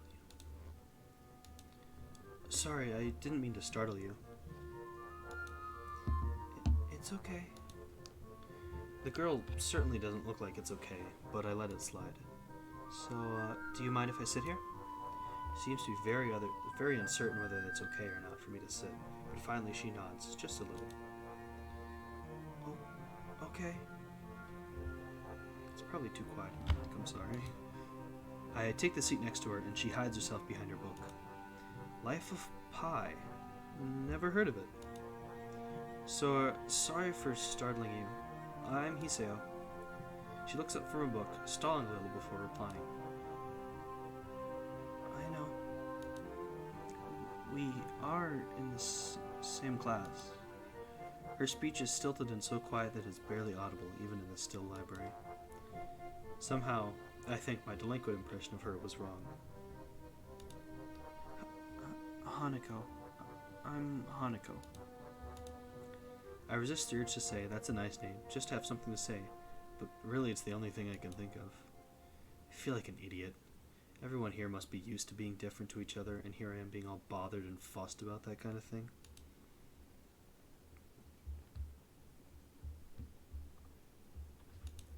Oh, crap. Don't let me interrupt your reading. I'll just check these books if you don't mind. She nods a little and sighs a little sigh of relief.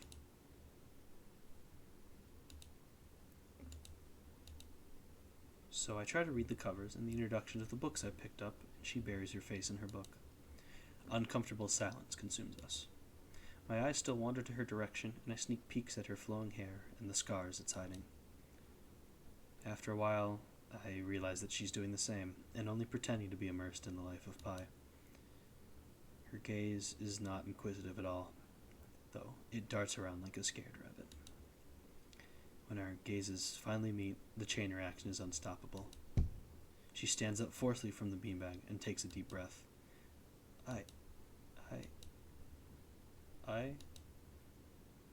I've got to go do something.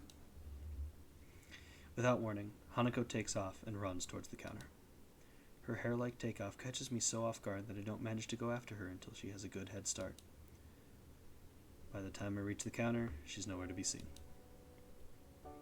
Lily and Yuko are happily chatting away. Knowing that I won't be able to catch Hanako myself, I approach the girls. Hey, did you notice a girl run past here? Maybe. What did she look like? Long, dark hair, kind of shy. She had, some scars on her face. You wouldn't be talking about Hanako, would you? Yeah, that's her. I saw her reading and tried to talk to her, but I think I scared her off or something. Oh dear. Yuko, would you excuse me? I'd better try and find her. Sure, I'll just hold on to these until you come back.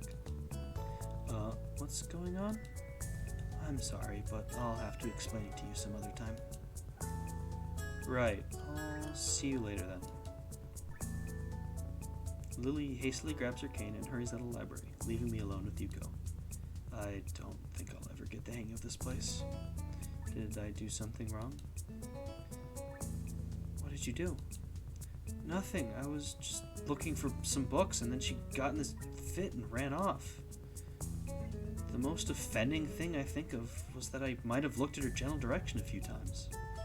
Well, she is a very timid girl. You have to be very careful around her. She can be very jumpy, I think, and she's not accustomed to talking with other people. Isn't that a bit strange? I wonder. It's just how she is, I think. Yuko doesn't sound all that convincing. Then again, maybe this is just the norm around here. Everyone has their own problems, or else they wouldn't be here.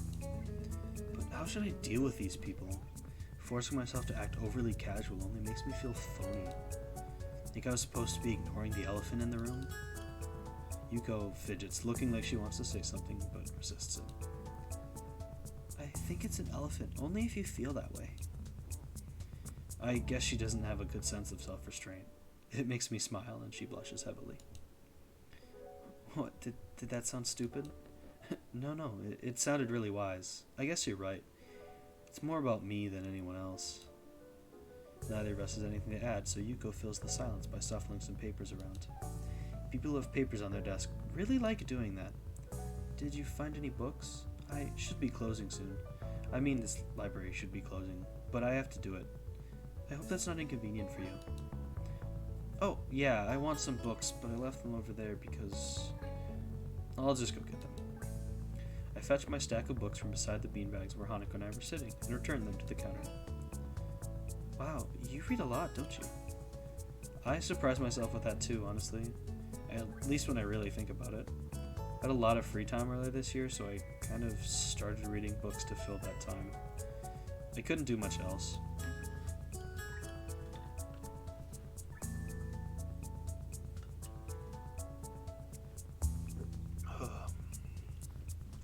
I see. But she doesn't say anything else and just checks out my books for me. I guess this is what they call tact. Holding library books with one arm, I trawl my pocket for the key to the door. A sudden sound from behind startles me, making me nearly drop the books I'm carrying, or the key I almost managed to get into the lock. Who is it? I turn around to see who is talking to me.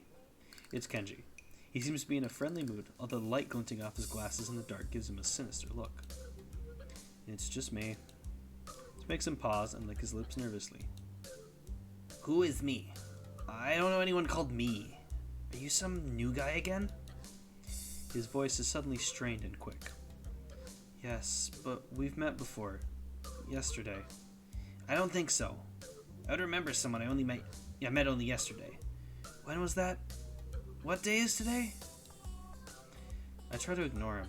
Is he joking or what? Prove that we've met before. You live across the hall. You're Kenji. Kenji jumps back, his eyes filled with an uncomprehending fear. How do you know my name? Damn, this can only mean one of two things. Either we have met and you are telling the truth, and I just can't remember it, or you are a spy.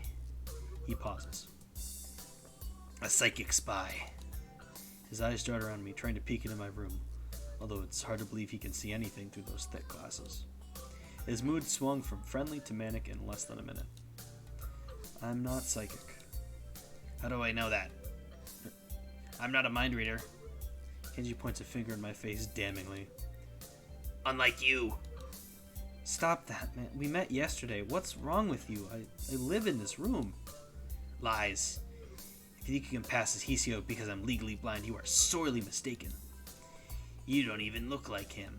I mean, the resemblance is real slim. Maybe at a distance, but who do you think you're kidding?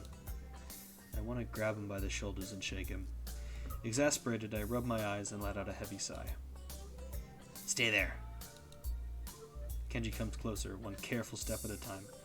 I stay still, lest he assault me physically, although I doubt he could do much damage if he did. Oh, wait, I see it now. Damn, it really is you. Sighing again, and then once again for good measure, I step backwards just in case. What's up, man? You don't look too good, I think. Something wrong? I don't know. Just had something stupid happen to me. A few stupid things, actually, even if you discount this one. I can't get a proper touch on other people here, and I have no idea if it's because of me or because of them. I don't know why I'm telling this to Kenji. It's not like we had any contact either. That's rough, dude. Yeah, I'm sorry about calling you a psychic spy and all, but you can never be too careful. It's the hard reality we live in. I'm slowly starting to think that Kenji isn't necessarily living in the same reality as the rest of us. You see, this is how it is. The world, there is no justice. You see, even when I lose, I win, because I don't lose the lesson. What does that even mean? Doesn't matter. He dismisses it flatly with a wave of his hand. So what happened? Why the long face? Do you have a long face? It's nothing. I just scared some girl off accidentally. Literally, too. She actually ran away from me. It was my fault, really, I think. I'm not really used to all this yet. A girl? A cute one? Cute? That's a hard question. She had a nice body, really beautiful hair, but the face. I guess it could go either way. The answer is always that she's cute, you idiot.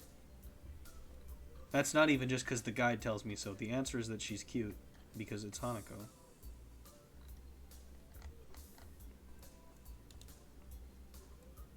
So that means the next decision...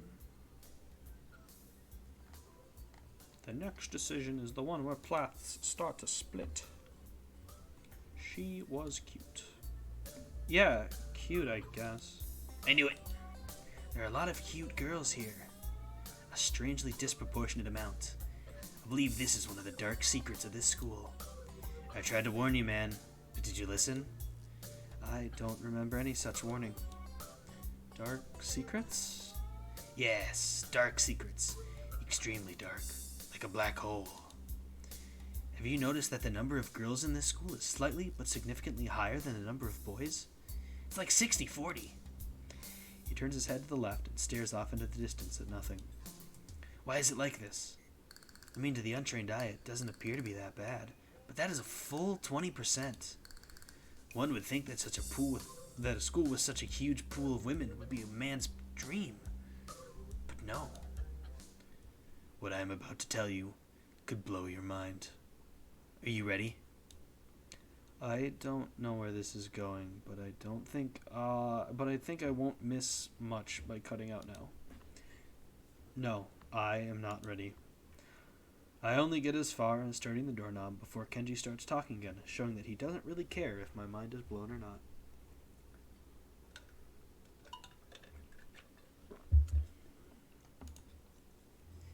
I believe that this school is a battleground, the site of a feminist infiltration. This disparity in number of men to women is a clear sign of how far they've come. In case this Cold War turns hot, they will have superiority in numbers. Just another skirmish in the eternal war against the forces of the feminists. They're everywhere. In Japan, women outnumber men. It's not a 60-40 split, but it's only a matter of time, man. Even in America, women are the majority by a hair. They're building up their numbers. In the past, the buildup of a military has always been the clearest sign of imminent war. Japan is just the first step. Our economy is badass, and the country itself is small and isolated, yet a huge part of the Pacific in terms of political value. The perfect target. They are so cunning, as expected of women. Soon, the day will come when... Kenji's voice trails off ominously. That is why you can't trust them. They will string you along and then kill you, just as they killed me. You can't end up just like me, or you will end up just like me. Oh, hell no. I can't stop myself from blurting it out. Hey, what the hell does that mean? You said it, not me. It's the best I can think of. So? You're not supposed to say something like that. Damn, so rude. Where was I? Oh yeah, vast feminist conspiracy. Stop it. Stop. I lost you way back there somewhere. Somewhere around feminist infiltration. Too hard to follow? It's cool. I have some graphs and stuff in my room. I had puppets. You like puppets? No puppets. You don't like puppets? Okay. Graphs are still cool though, right? He speaks energetically, responding almost before I'm done talking, moving his hands in an animated way as he continues to rant on. This is too strange. I had him pegged as relatively normal, but it's clear that I was wrong. Something on your mind, dude? Just thinking about what it's like to be the last sane man in an insane world. Kenji frowns, looking deeply upset. You mean that's you? That can't be, because I'm the last sane man in an insane world. That is my dream. You can't just steal a man's dream. What the hell? There can't be two last sane men. It would invalidate the whole last part. And that part is kind of important. There can only be one. Like in that foreign movie where there could only be one. And in the end, there is only one dude left, because that was the point. I have never seen anyone talk so heatedly and so defensively about absolutely nothing before. Anyway, if you wait here, I can get my graphs. Also have a list of other dark and complex conspiracy that this school holds, as tangled as... Quick, finish my analogy for me. Be a pal. I'm going to go to bed now. It's extremely late. That doesn't sound like an analogy, but whatever. I like you. You seem like a cool dude. Most people don't understand what I'm talking about when I try to explain the vast feminist conspiracy to them. Denial is a terrible thing. Later. He claps me on the back and then vanishes into his room so quickly and quietly it's like he didn't even open the door, but instead walked right through it like a ghost. I don't know if I can fully digest what just happened, so I give up and just go to my room, kicking off my shoes before falling face first into bed. It takes me some time to relax and get up so I can get started on homework. It's because the sheets are cool and comforting against my cheek, and it feels good just lying there with my eyes closed. More water.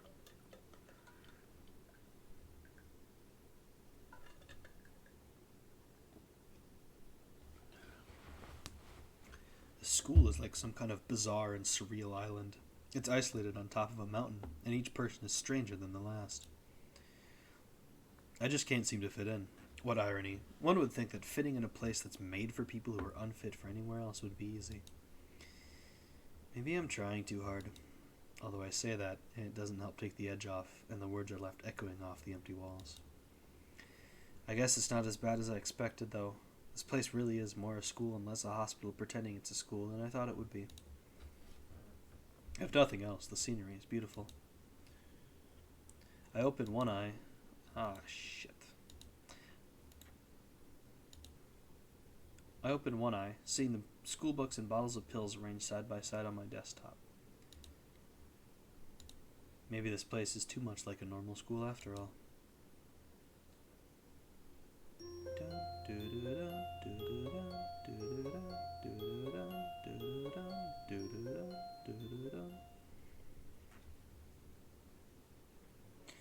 I feel very tired this morning, probably because yesterday itself was a very tiring day. On top of that, I woke up far earlier than necessary.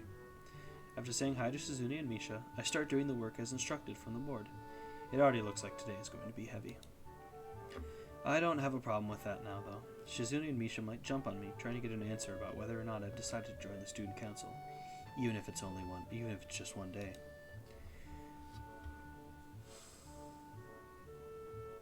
I wouldn't put it past them to try, and I don't have an answer for them if they do. So this situation is convenient for me. About 10 minutes into class, Hanako walks in and takes a seat, but no one looks at her. The teacher doesn't even comment on her lateness. He does, however, stop us to say that we're going to break into groups again. I turn my head and see that Shizune and Misha are looking at me. Shizune gives me a smile that is equal parts cute and menacing. This is a smile that says, "We have you now. There is no escape." Hee-chan, it looks like we're together again. Yay yay! Misha leans sideways while Shizune pushes her desk closer to mine. There really is no escape now unless I were to jump through the window. Jumping out the window isn't the best option, sadly. What's wrong, Hee-chan?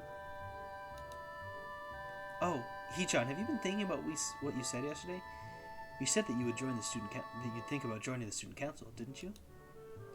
It's okay, Hee-chan. We were talking about it after you left. It would be rude to expect you to already have an answer for us this early, right? Right? I'm so happy you two are able to have a laugh at my expense, and even more pleased to know that you both know how crazy the two of you can be. Now that that's over, Shizune snaps back into serious mode and smacks today's assignment with the back of her hand in an overly dramatic and important way.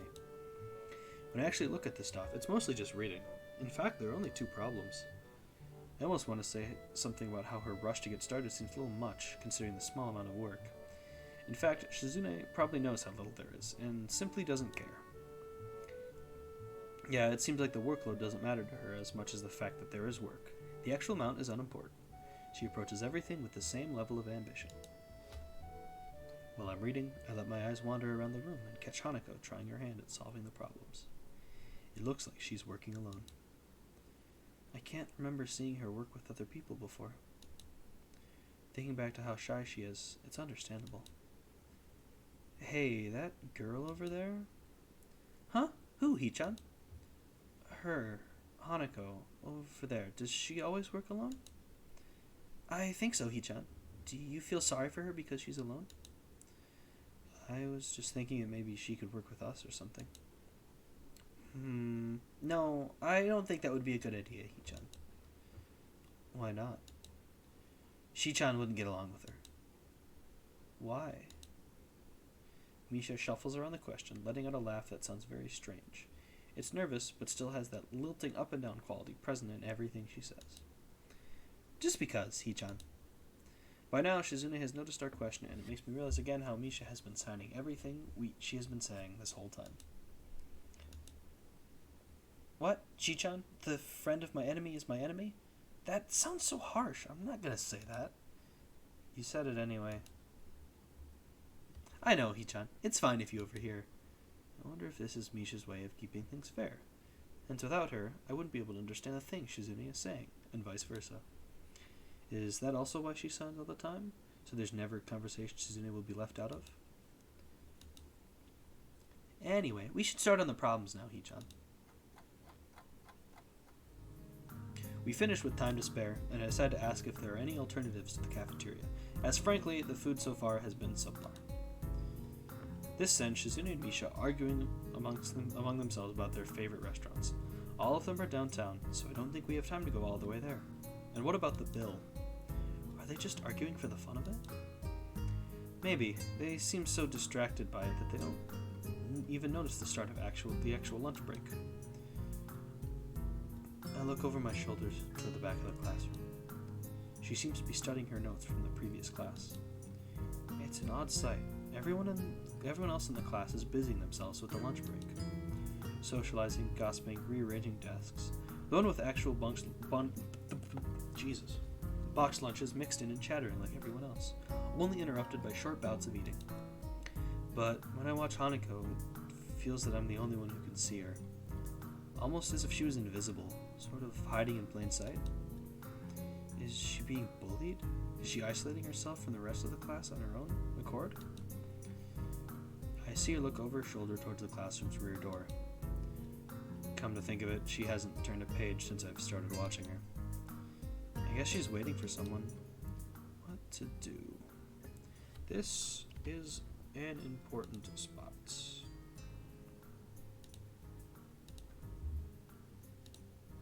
I'm going to make 5 different saves.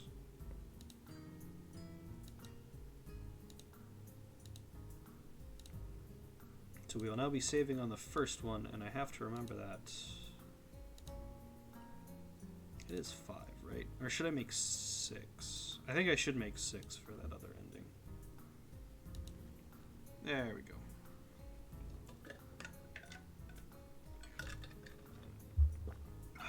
Alright. Yeah, 1, 2, 3, 4, 5, 6. Yep. First path we're going for.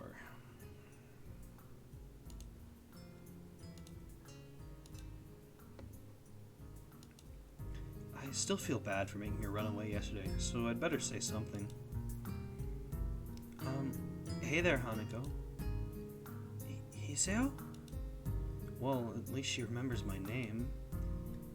Hey, I just wanted to apologize for yesterday. I didn't mean to startle you or anything. I'm just new here and thought I should get to know my classmates.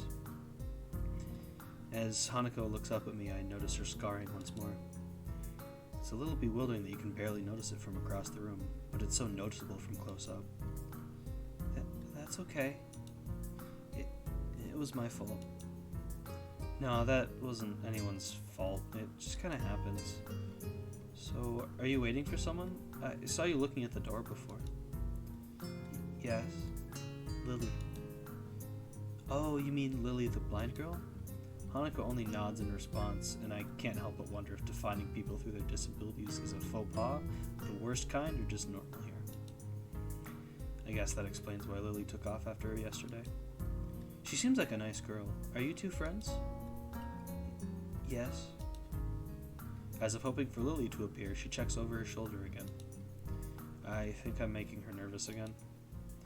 I hope I'm not disturbing you right now. No, that's not it. It's just easier if Lily doesn't come here. Oh, because it's hard to get around the classroom? Not really. Hanako's gaze drifts past my shoulder and towards Shizune. Shizune? Hanako nods again. What about her? Don't they get along? Hanako shakes her head. Clearly, this is something she doesn't want to talk about. It does make a strange sort of sense, Shizune and Lily not getting along so well.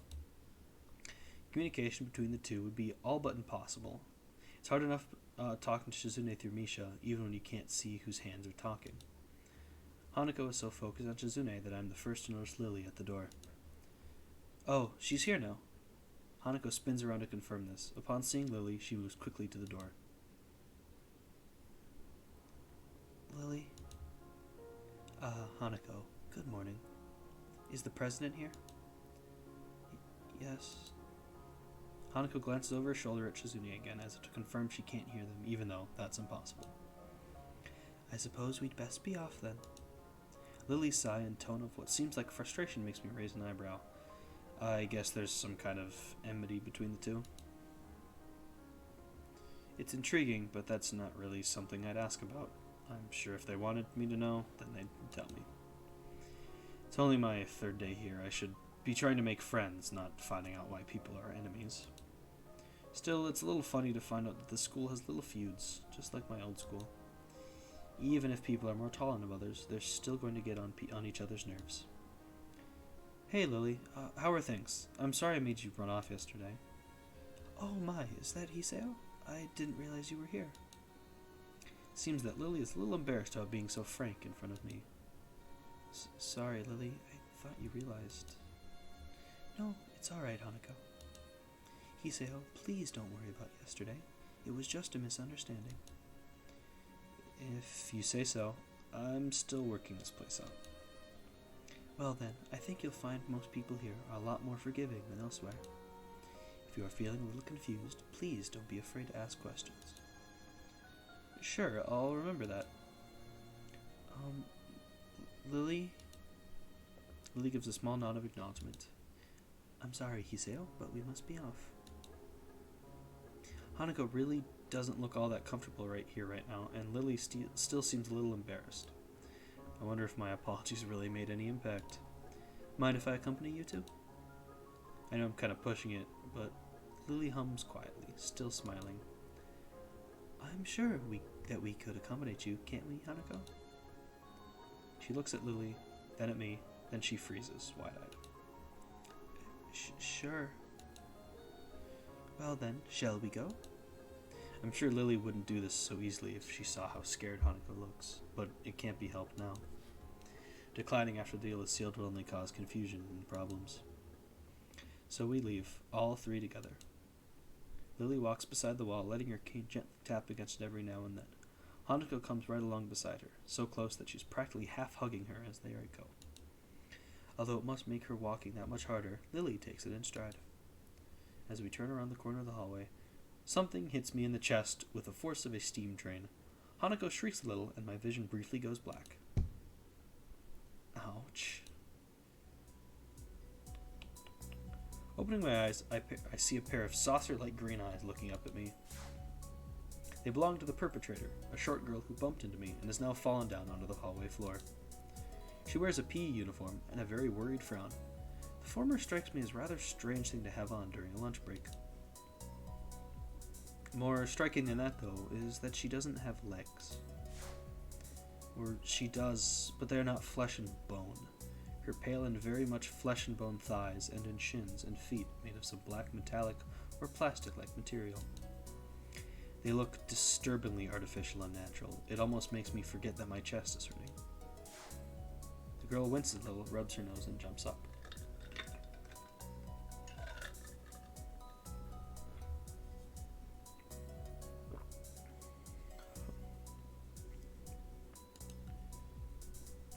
Aw, man. Hey, are you alright? I'm really sorry about that. Really.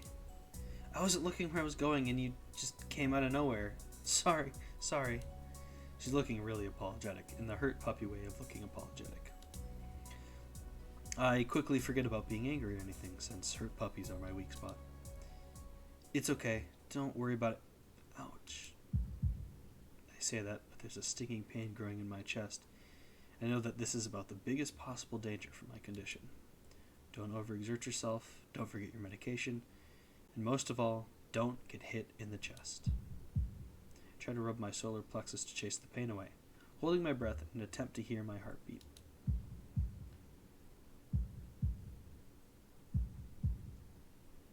It seems normal.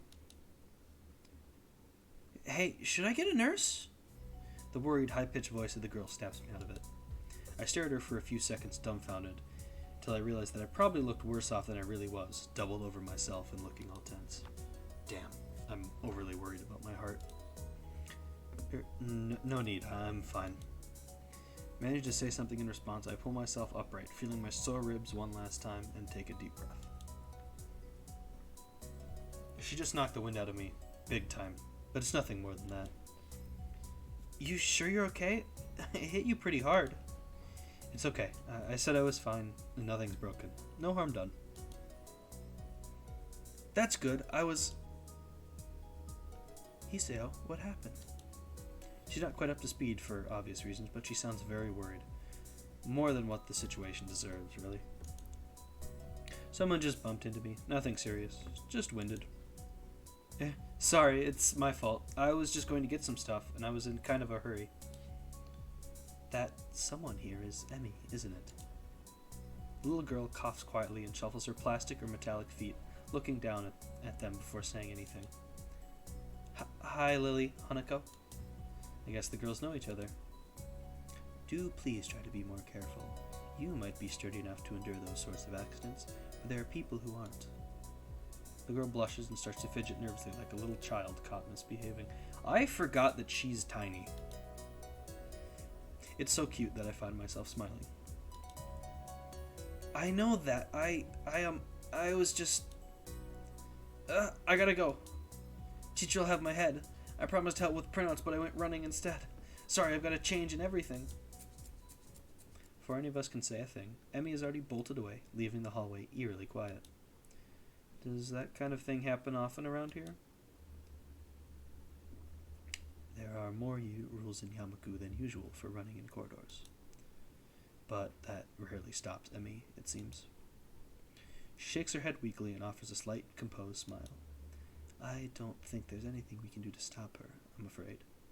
Shall we be off then? Lily heads off along the hallway, and Hanako hurries after her.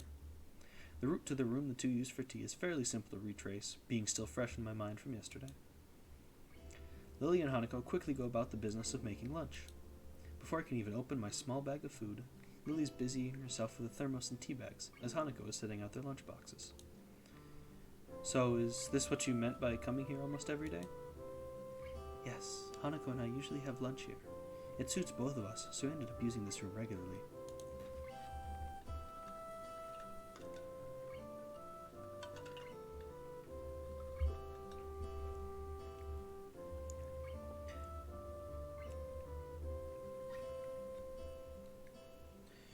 After seeing Hanako's reactions to me over the past couple days, I can understand why that is a boon.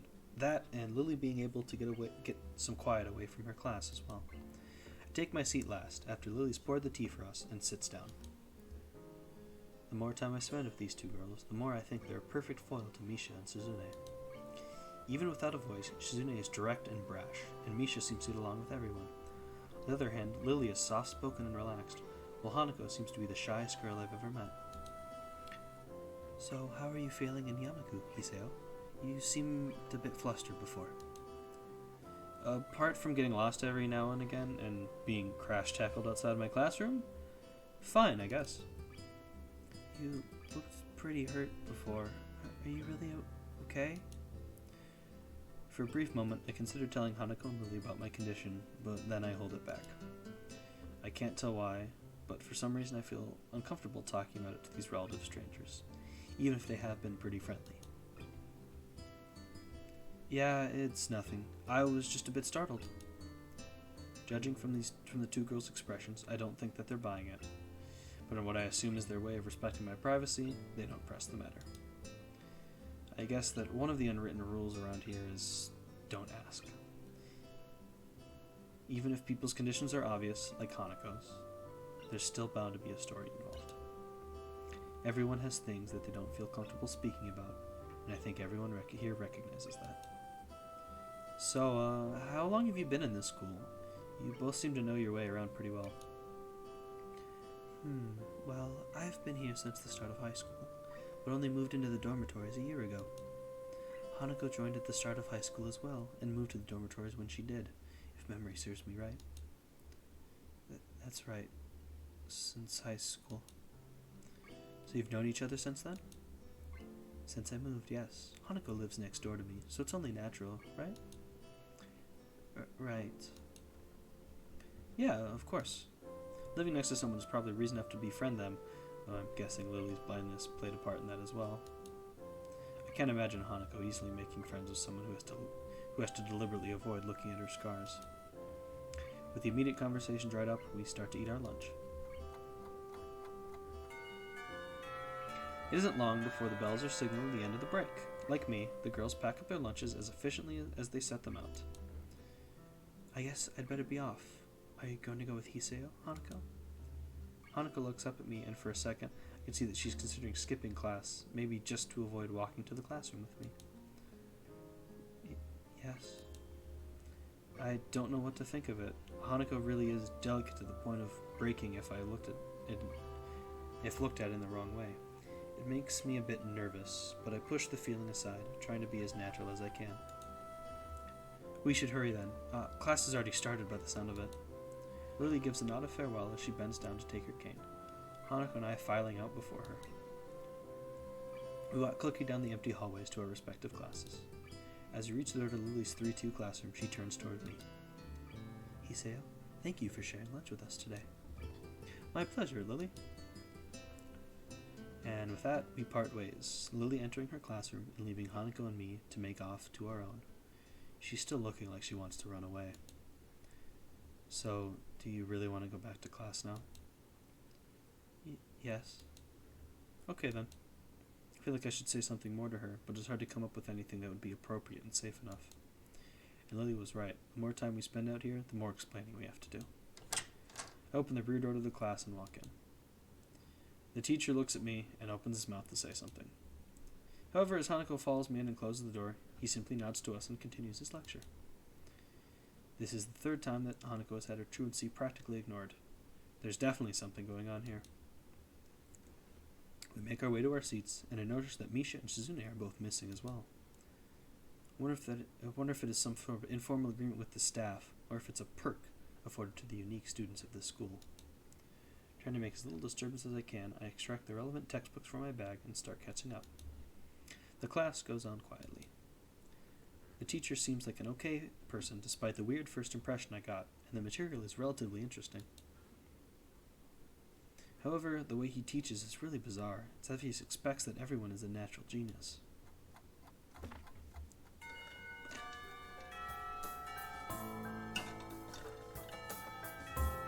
When the final bell sounds, I realize that there's still a lot of time left in the day, and I'm left wondering what to do. It's odd.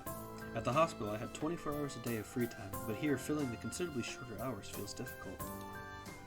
Everyone else leaves, and I'm left alone with the teacher. Mutoi is examining the assignment sheets we were working on earlier, marking them with a red ball pen. Raising his eyes from his paper briefly, he notices me and furrows his brow. What is it, Nakai? I jump at him addressing me, but I guess it's natural to spark some conversation, since there's nobody else around. Nothing. Thinking about what I'd do after school. The teacher slowly puts the cap on the pen he's holding and arranges his papers into a stack, clacking it against the desk twice. He seems very methodical, and for a brief moment I'm reminded of Shizune, but the teacher is more unhurried and relaxed, much more routined. You have no plans? No, I considered joining a club, but I don't know what kind of club would interest me. Go observe a meeting of someone else's club. Might pique your interest. I guess. I don't know how to continue from there. Mutoi looks at me in a way that makes me quickly want to take the words back to avoid a conversation.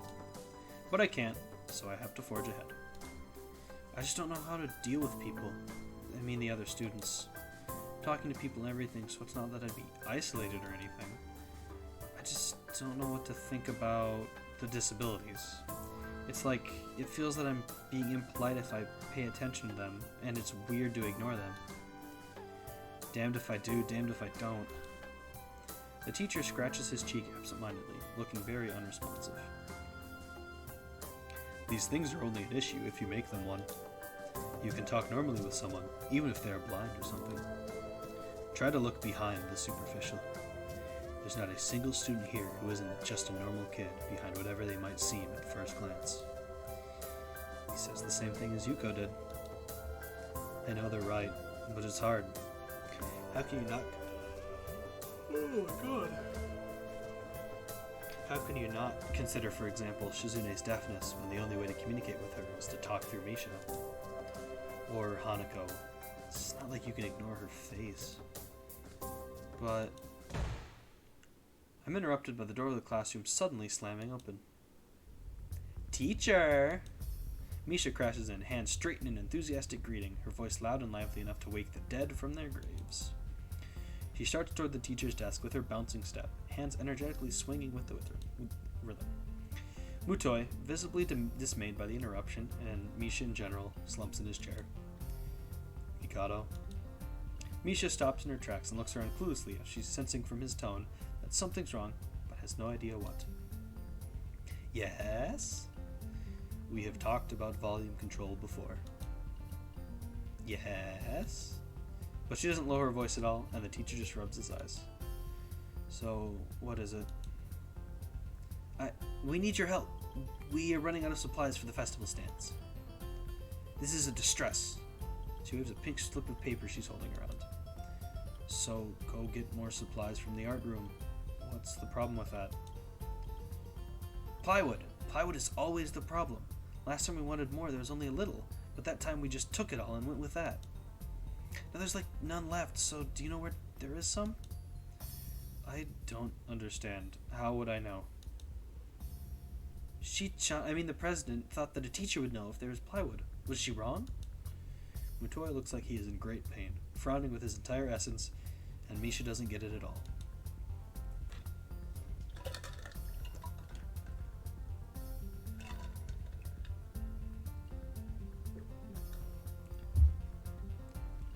Looking at the two of them communicate is terrible, like looking at a man being tortured by drilling his skull open while blasting pop music at full volume at the same time. I'm afraid I have no idea where there is any plywood in the school, let alone where it would be if there was any. Aww, what should I do? Perhaps try to find Mr. Nomiya? I'm quite sure he would know where to find everything you need. You have to pry them from his cold, dead hands, but that's a different matter. I don't have time, we're so busy. She holds her head with both of her hands, looking as despairing as it's possible for a person like her. Without even noticing, she crumples the note she's holding against her hair. I shouldn't even be fetching these things. There's so much to do and we're falling behind the schedule. Mutoi looks at her gravely and then suddenly smiles. Smiling doesn't really fit his face. I think it'd be better if he didn't. I wonder if you could get some temporary help. He switches to staring at me focusedly with a hard expression, trying to say, go make some friends. I guess I can give you a hand. You can? Thanks, Hee-chan. You really are nice. She pauses, does a double take, and then points at me with her fingers, yelping, ah, and looks very puzzled. Come to think of it, what's Hee-chan doing here? Class is over. You should be having fun. We just had a little chat. Oh no, it's not detention, is it? Are you in trouble, Hee-chan? No, I'm not. Is Hee-chan in trouble, teacher? No, he's not. Mutoi sighs deeply, and I feel like I have to help Misha to get her off the teacher's back. So what do you need? Here's a list. I can try to find the plywood from somewhere if there's none in the art room. She offers me the note she's holding. I take it, hesitating a bit. I said I'd help you, but this has no implication on whether I'm joining the council or not. Aww. Still, thanks, Hee-chan. Try to be quick. We're in a stalled building streak right now. We must hurry, hurry, hurry. She bounces out of the classroom, leaving me and the teacher looking at each other with something that feels like a silent agreement. Well, there you have it, Nakai. You have something to do now. Please don't sound so smug. Looking at the list with a number of items ranging from paint to plywood, all written with small, neat handwriting that is undoubtedly Shizune's, I heave a sigh. I'll be going then. Waving the long list limply at the teacher, I exit to the hallway. The classroom closest to ours are designated belonging to classrooms 3-1 and 3-2 on the right side, and 3-4 on the left side, each door looking exactly the same. Further down the corridor, still with identical doors, are rooms that I didn't think were used for classes. I guess the art room is not a classroom as such. I carefully push open the furthest door and peek in. It's a classroom, but it seems rather badly kept or not in use. Am I in the right place? Desks and chairs are all around the room, a thin layer of dust settled on them. There are some easels in the corner, so that at least this looks like the right place. The room is flushed in sunlight from the big windows, shadows creeping all over the desks. Specks of dust are dancing in the stagnant air, making the beams of light almost visible. Jokingly, I call into the empty room. Anybody home? Something catches my eye, and I stop mid-sentence. This is the one of the best songs in the game. Sitting on a desk is a short-haired girl, curiously wearing a boy's uniform with a fork between her toes, a morsel of food stuck firmly on the end. This odd way of dining seems to be caused by her apparent lack of hands, but her presence here is what takes me back even more. How did I miss her before? She's sitting in a corner very still, but I still somehow took her as part of the furnishing or a statue at first glance. I'm not being too observant today as a whole. The girl seems to be frozen in place, staring at me with her huge eyes like a rabbit in headlights. She's staring at me, her mouth wide open, ready to accept the fork. I'm staring at her, my mouth wide open, suddenly remembering I didn't finish my sentence and trying to think if I should. This weird stalemate keeps us both stunned into silence, punctuated only by the wall clock ticking rhythmically. Hello. The girl stuffs the forkful in her mouth and is now staring at me expectantly while chewing. This is a bit awkward. Hello? I was told to pick up some supplies from here for some festival stalls, I think. I didn't think there'd be someone in here. There isn't. That's why I came here too. She picks up another forkful. Doesn't that mean you're here then? She raises her eyebrows as she was suspecting my observation was false. You are pretty observant. I guess it does. But who are you? This girl is pretty straightforward, isn't she? I'm Nakai, Hiseo Nakai. I just transferred in on Monday. I'm Rin. Tezuka Rin. Rin Tezuka. I won't shake hands with you, but at least we know who we are now. That's very nice. Her deadpan manner of talking makes it hard to determine whether she's joking about shaking hands or not. It kind of bothers me. Joking about these matters doesn't feel appropriate at all. I'm trying to figure out what's appropriate and whether this girl is. She seems to have lost interest in me and is now gazing yearningly back at her food. Can I continue my lunch? If you don't mind me, I won't mind you. If you need to get your stuff, the supplies are at the back. Go right ahead, but lunch? School's already over for the day. What word would you use then? There is no word for a meal you eat after lunch but before dinner. It bothers me very much too, but I don't really know what I should say. I don't think you're supposed to eat a meal between lunch and dinner to begin with. But I'm hungry now, and my delicious boxed lunch would go to waste otherwise.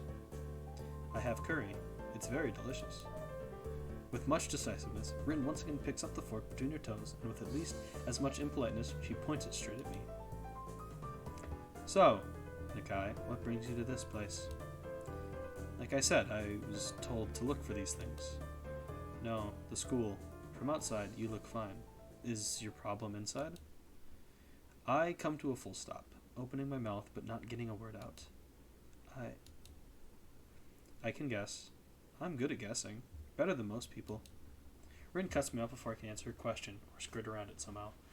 I don't know which I would have done. I froze in front of this issue again. I haven't even told anyone here about my condition. Maybe it's only because it hasn't really come up. I do get the feeling that not making issues of this is part of the social code here, as the teacher said. I wonder if the people here could relate. Probably not any better than any normal person could. I can't relate to Shizune's circumstances, or Lily's either.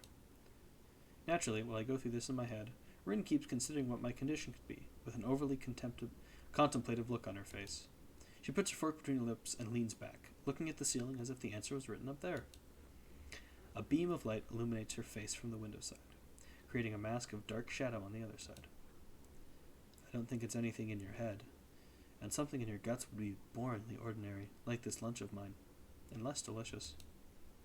The problem must be in your pants. This messed up Sherlock Holmes kind of statement and the sheer lack of tact it was delivered with catches me completely off guard. I think I might have reeled back even physically as Rin's eyes widen in revelation and astonishment. So I was right. There's something wrong with your tackle, isn't there? Still partially in shock, but recognizing the need to reply something, I spit out the first thing I can think of. No, nothing like that. I have a heart problem. Arrhythmia. I said it, or like blurted it out, but I said it. The girl in front of me purses her lips together and glowers at me, looking very disappointed. How boring. Trouble in the pants would have been much more scandalous. What's with this reaction? I'm sorry to let you down. I forgive you.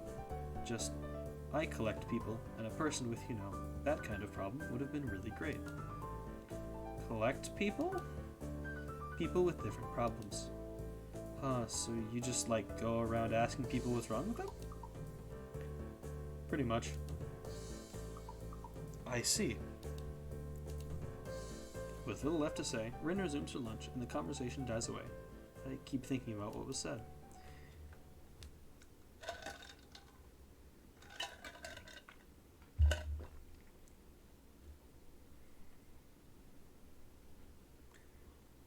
It's the first time I told anyone else about my condition. All the other people have either known about it already or heard about it from someone else. Or didn't need to know about it like every other student here so far. Should I have told it as part of a natural part of introductions? Is it expected of me? Hi, I'm Hiseo. I have a very serious heart condition. Is that how I'm supposed to go around introducing myself from now on? As if our disabilities would define us. What a disgusting thought. Or maybe this Tezuka girl just has an unnatural interest in such things. As I walk to the back of the room to pick up the items on Misha's list, a chance opens to study Rin from the corner of my eyes. Her hair is a burnt auburn, almost orange and cropped short. Long hair would probably be impossible with no arms. The boy's uniform and the lack of arms makes her look very thin, almost scrawny. She's not particularly pretty except for her murky green eyes, which flicker restlessly from below her short bangs, even when she eats. The distance and the shadows make it seem like they don't reflect sunlight at all, but instead absorb all of it within them like deep walls. She moves her feet almost as deftly as a normal person would use their arms. However, I can see how this sight could discomfort people, especially while eating. It makes me feel a bit uncomfortable at least. I hesitate to think about the word unnatural, but it's too late now, isn't it? I kept searching the cabins and shelves for Misha's things, but after enough time passes, the silence grows too uncomfortable, so I try to force some conversation out of this strange girl. So, do you always eat alone in this late, or do you get the occasional visitor? Visitors? Maybe you are my first occasional visitor, but I don't always eat alone either. Sometimes I eat with a certain person on the roof, if she's not horsing around. Horsing? She likes to do sports. Oh. And that's all I can think of to say. Both of us fall silent again as Rin forks the last bites of her meal to her mouth. I look down at my haul and double check it with Misha's list. It seems I have everything except plywood. So I think I have all the things now. That's very nice for you. Don't feel obliged to stay. I was about to take a nap anyway. You need to do whatever you were going to do with that stuff anyway, right? Or perhaps you like to watch girls sleeping. I'm not sure what to make of this, but Rin looks serious. Even if I did, I think I have to be going. I'll catch you around, Tezuka. You can call me Rin. I feel that our relationship is at this point good enough to warrant this much. I was already turning to make my exit, but she draws me back in. Fine, and I'm Hiseo. Then you are. Rin looks at me hard in the eyes, but that intimidating feeling you get when someone stares at you isn't there. It's like she's actually not looking at me at all. She blinks a couple times, and I can't figure out why a pause like this just popped between us out of nowhere. See you later, Hiseo. There's something like a tiny smile there in her face, maybe. I quietly back out of the room. As I shut the door in front of my face, I whisper to myself, what an intriguing person. From inside, I hear a muffled sing-song voice.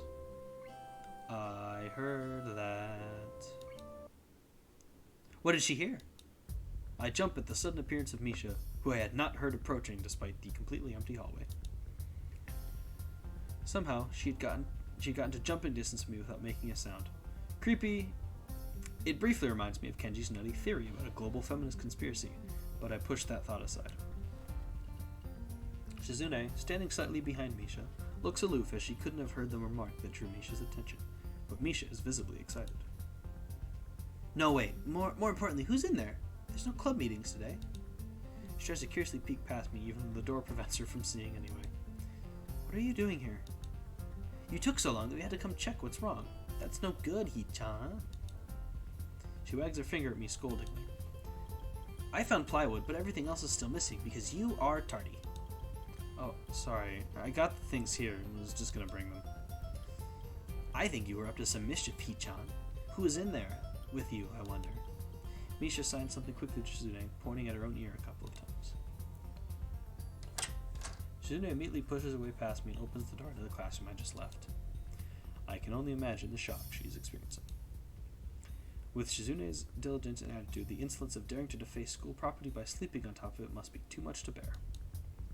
And indeed, she stares at Rin, frozen in place, apart from the slight but noticeable trembling of her shoulders from suppressed rage, I'm sure. Instead of blowing up, Shizune just takes a few deep breaths, adjusts her glasses, and slams the door shut, turning to sign furiously at Misha. Maybe she did blow up, but I can't understand it. She shoots a very loaded stare at me as if it was somehow my fault that Rin is sleeping on one of the tables. I hope she's not getting any funny ideas about the reason of my tardiness. Hello? Rin's voice comes from the other side of the door, and it takes a few eye blinks to realize that she might have trouble opening it. I open the door to find Rin directly behind it, looking at us with a half-interested, half-sleepy face. Hello. Miss Tezuka, what do you think you are doing? You absolutely are not permitted to use school property for such disgraceful activity. It sure is suddenly very crowded in here. I didn't know I was this popular. It's hard to say whether she's happy or unhappy about this turn of events. At any rate, she ignores Shizune/Misha's scolding, so they have no chance but to drop the issue. Shizune taps Misha's shoulder, points at Rin, and makes some quick signs. Popularity aside, please don't do that anymore. Anyways, how's your project going? Will it be done for the festival? Rin looks at them blankly, apparently at ease under the pressure Shizune's cold stare is putting on her. I keep wondering about that myself, too. And? We'll think about it harder. As Misha signs a reply to Shizune, her face turns into an unsatisfied frown. Miss Tezuka, please try to take this seriously. It'll be a disaster if the wall looks like someone threw up their lunch onto it. Rin nods assertively. We'll think more seriously. Misha actually giggles at that, but Shizune doesn't notice, not even after translation. She just shakes her head and takes the materials from me and takes off with Misha in tow.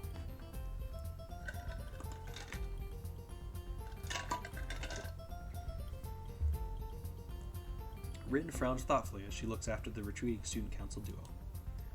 How rude. It's true, though. I must finish my project before the weekend. There will be dire consequences if I don't. The end of the world as we know it. Like weekends usually are, but more dire. Much more dire. Maybe I'll postpone my nap to unforeseen future. I'm about to ask what project she has and what are these apocalyptic consequences, but she walks back into the art classroom. Since you have nothing to do, would you give me a hand? This paint can doesn't fit into my bag, but I need it. She kicks lightly at a huge can of paint that's lying on the floor next to the table she was sitting and sleeping on. It lets out a dull clang. Being the gentleman I am, I naturally pick it up. Heavy. Yeah, sure. Where do you need to take it?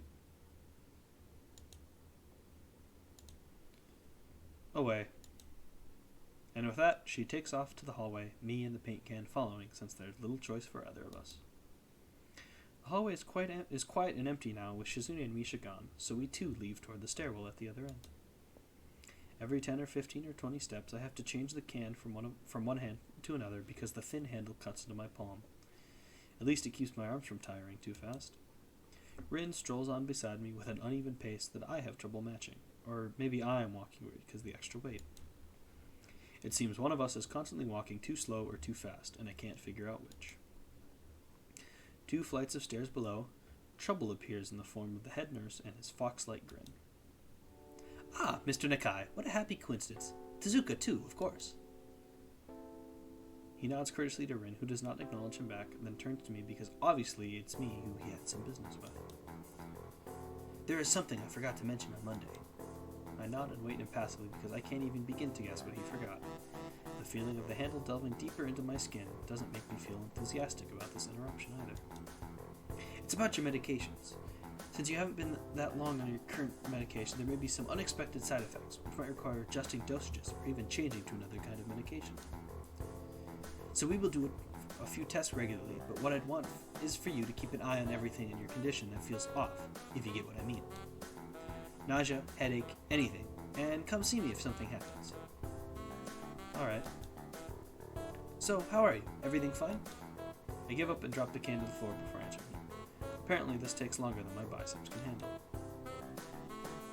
I'm about to say something generic as an answer, but then I realize how often I've done that lately.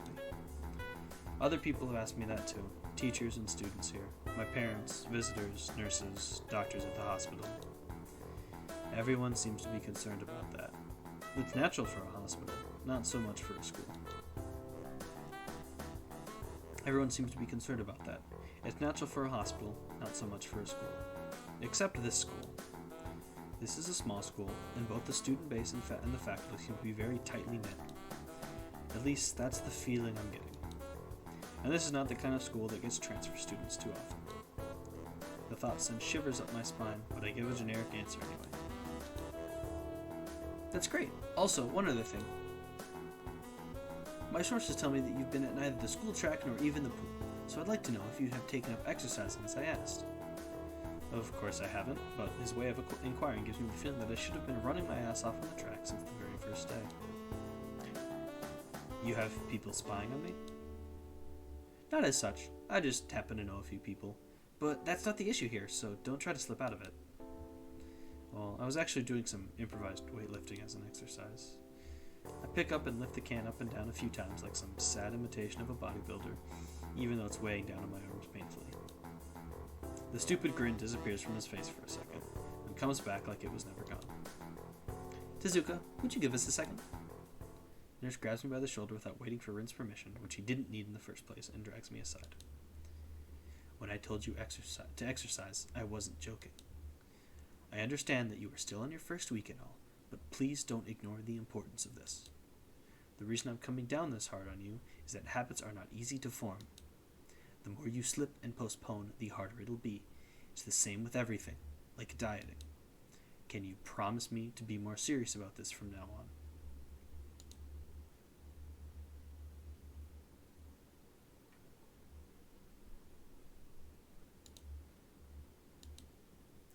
Yeah, I promise.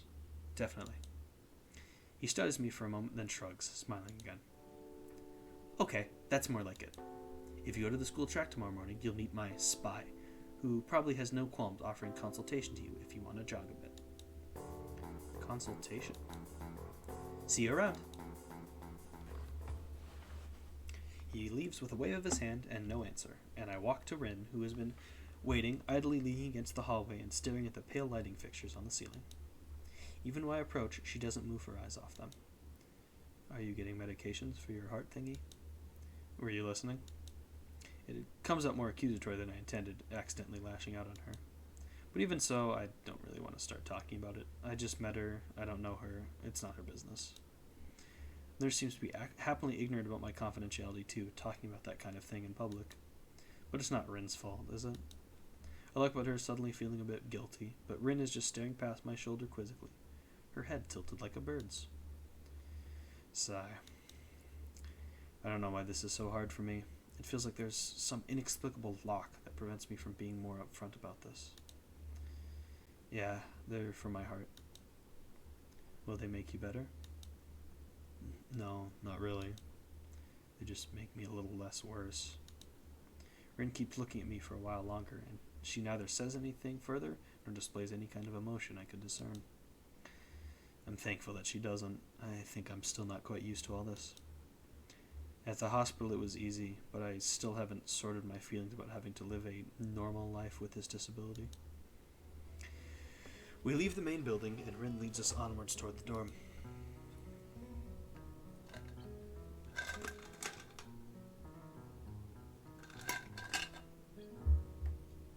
We stop at the small patch of greenery in front of the dorm building.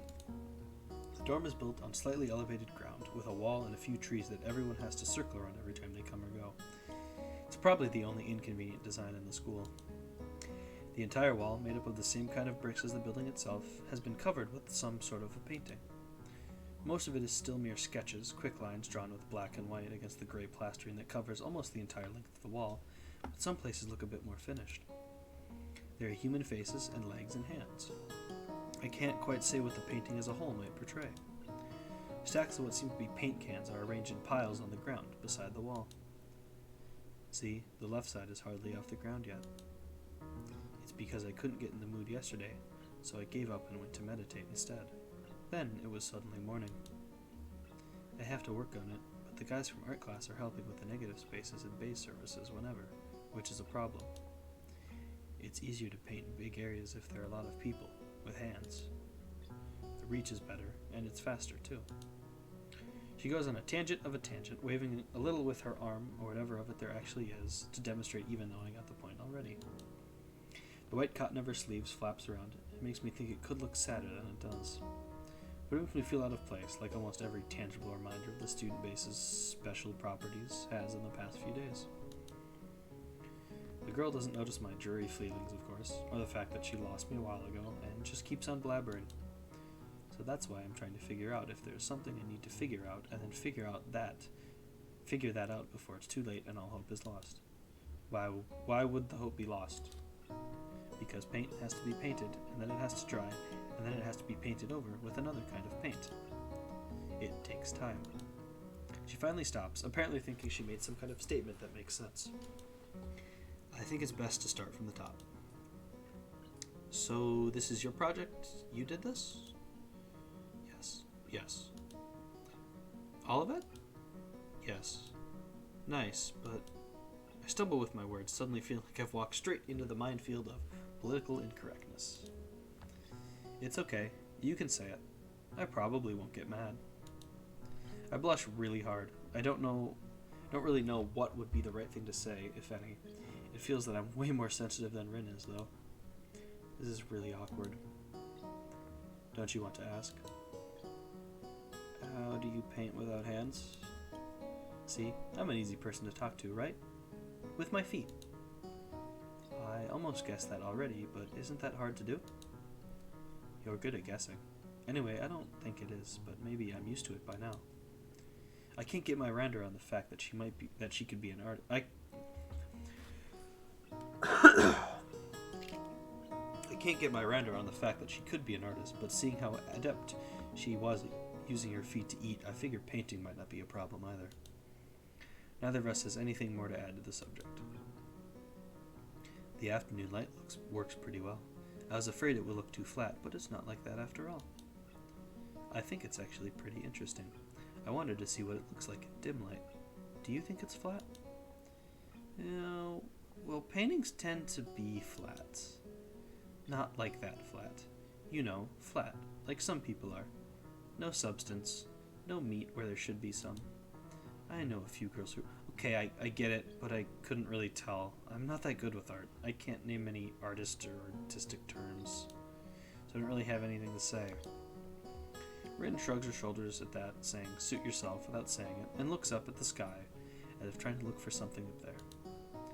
I didn't think I'd get any actual work done, but if you give me a hand with the paints, I could do a little before it's too dark. I wanted to get a halogen lamp like the ones they have at the sports track, but there aren't any. Rin sure is quick to recruit my help, as was Shizume. It really makes me feel that the festival is such a big project that every pair of hands is needed. Why not? I'm not really sure if I can be of any help, though. It's just mixing some paints. You can do that. Probably. Do you have motor controller problems? Like, those people who have some? Cerebral palsy, maybe? Not that I know of. I get it. Heart thingy has nothing to do with that. She gives me a sly look for no reason. No, it doesn't. Let's do it then. So she sits on an empty wooden box and very naturally picks up a wide brush between the toes of her bare right foot. I open a few of the cans and pour some of the contents into shallow bowls for mixing. The thick paints flow lazily from the can to the bowl, like syrup. I mix them, creating funny, hypnotic-looking swirl patterns that melt quickly into each other to form a new monotone hue. Rin sets to work every now and then, asking me for a hand with something or the other. Finding different brushes is easy enough, but mixing the paints to be the exact tone this girl is apparently seeing in her head is a frustrating ordeal. She wants precision down to the last millimeter before she's satisfied, but her instructions are obscure at best. Add half a splash of green. I crouch down to pick up the can of bright green. The other green. This green.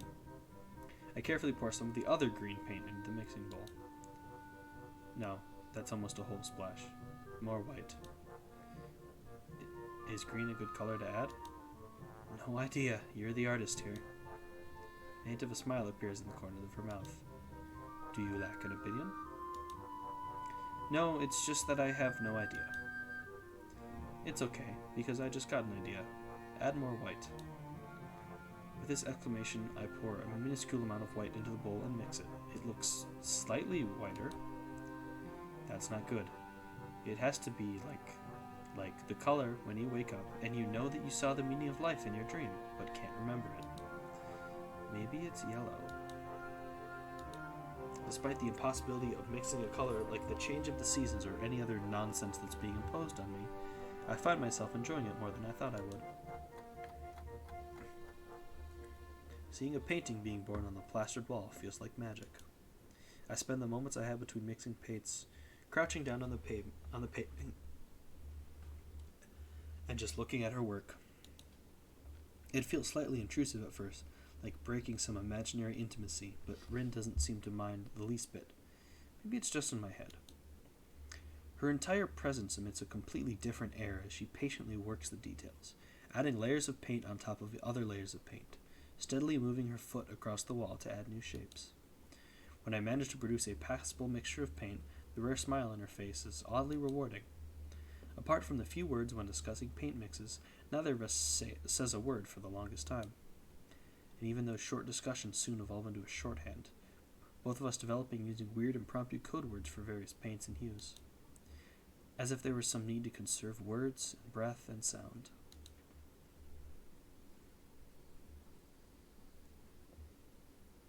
We stay there late into the evening until it becomes too dark to paint properly.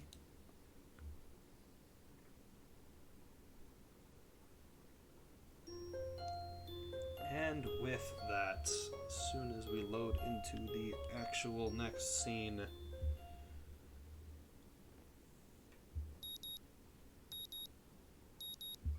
I'm gonna call it here for today. Almost 2.5 hours. Let me double check my saves. Alright. Almost 3 hours of Katawa Shoujo. Technically 2.5 hours of actual in-game. But still. Very, very fun. That was incredibly nostalgic for me. I cannot talk enough about how much I absolutely love this game. I am glad I had the idea to play it again. And I don't know if I'll play it again tomorrow night, but I am definitely continuing this. I am definitely getting 100% for the second time. I've already set out all the routes, so if you enjoyed, follow on Twitch. If you're watching the VOD on YouTube, please like, please subscribe. And with that, I will see all of you tomorrow.